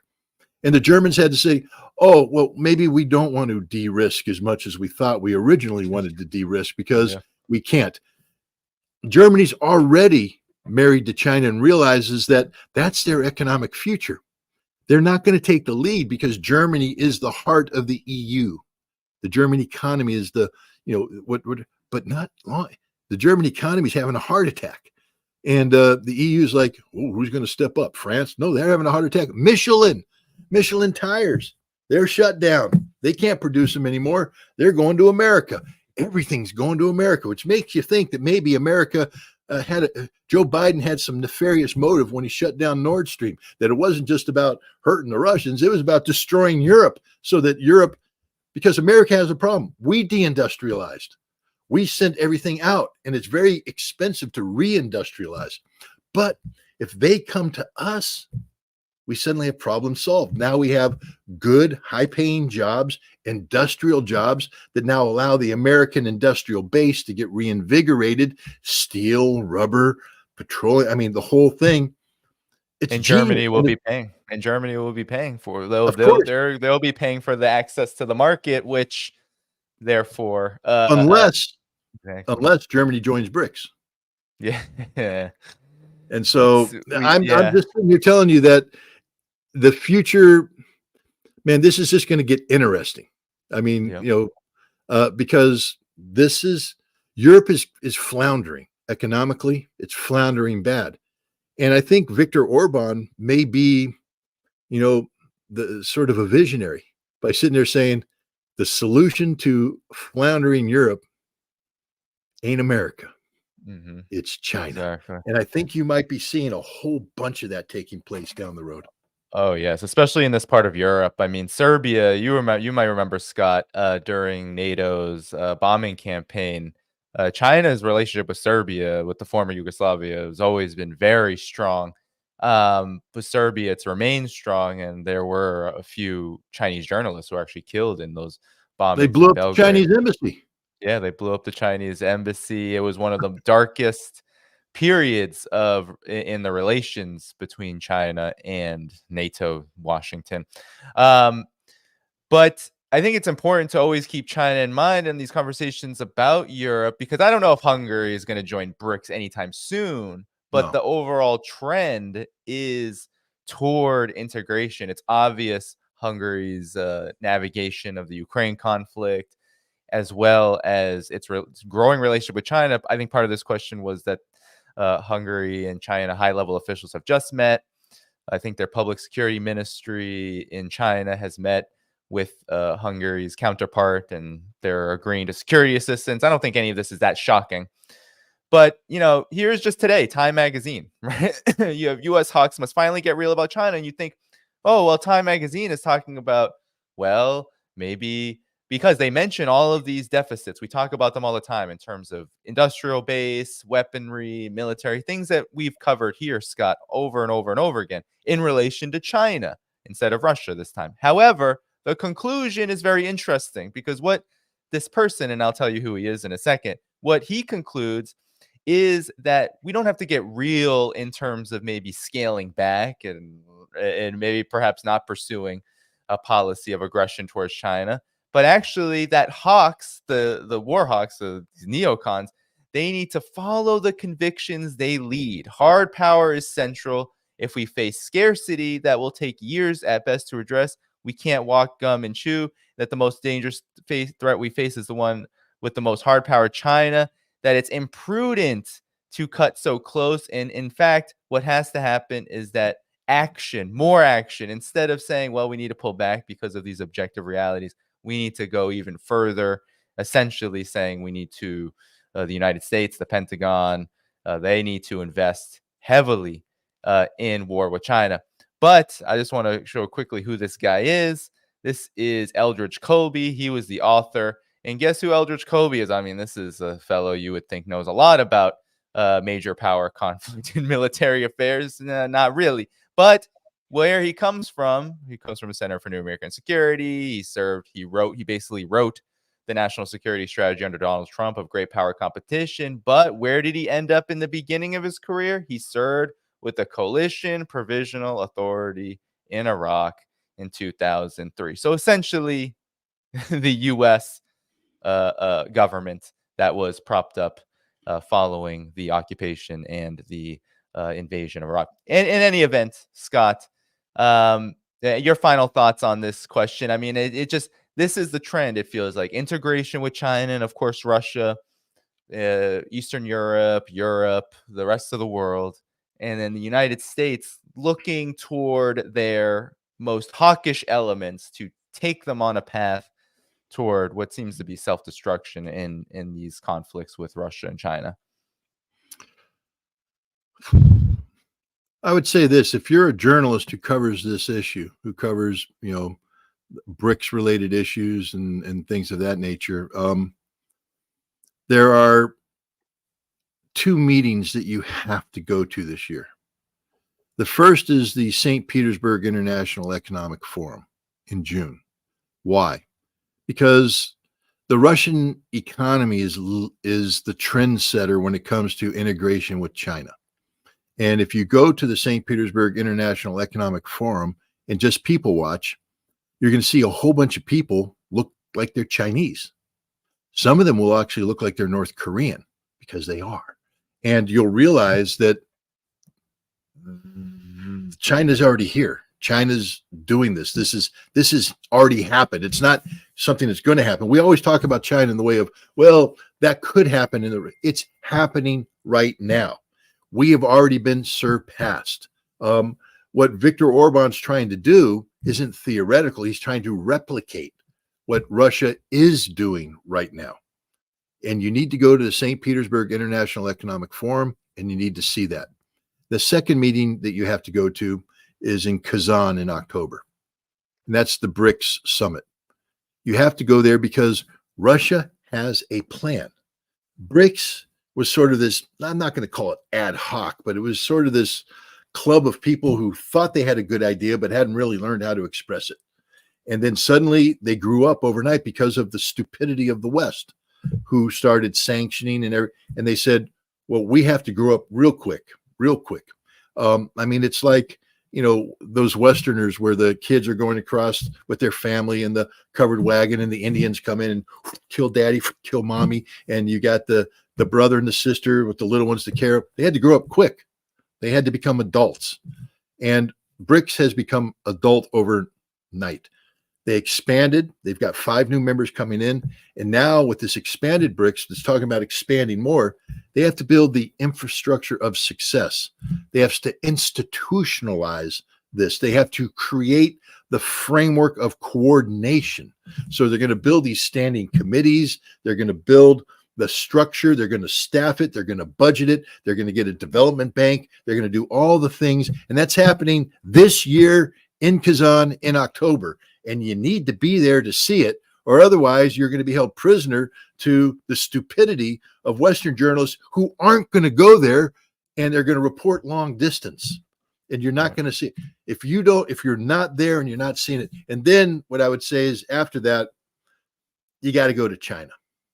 And you got to go to China, and you got to look at what's happening in China. You have to see, for instance, it's not just Chinese going to Russia. The Russians are opening up businesses in China too.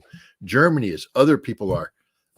China is a global economy for a reason, because the globe isn't just, China's not just going out there and populating the globe. The globe is coming to China and doing business with China. And if you don't understand this, then you're going to sit back here and you're going to be susceptible to all the crap that the West is giving you about strong American economy, a resilient European. Guys, there ain't nothing strong about the American economy, and there's nothing resilient about the European economy. You want to see strong, resilient economies? Go to Russia, go to China. And that's why Viktor Orban is looking in that direction. Indeed. And I'm very excited. I'll be going back to China in April to do this very thing that you speak of, Scott, similar to what you try to do in Russia, although your connections, your high-level connections in Russia are very impressive, and I'm so glad you're able to make those. But Scott, I've kept you for a while. Let's head out of here tonight. Everyone, follow Scott at ScottRitterExtra.com. You can follow him. The video description has the link, and of course, the video description also has all the ways you can find my work and support my work here on this channel: Patreon, Substack, YouTube, and much more. Buy me a coffee, etc. Everyone, good night. It was great to be with you. Thanks again to Andrei Martyanov for joining earlier. And thanks to all the viewers, moderators, and all the subscribers, free viewers, those who contribute in any way. Really appreciate it. Until next time, take care and good night.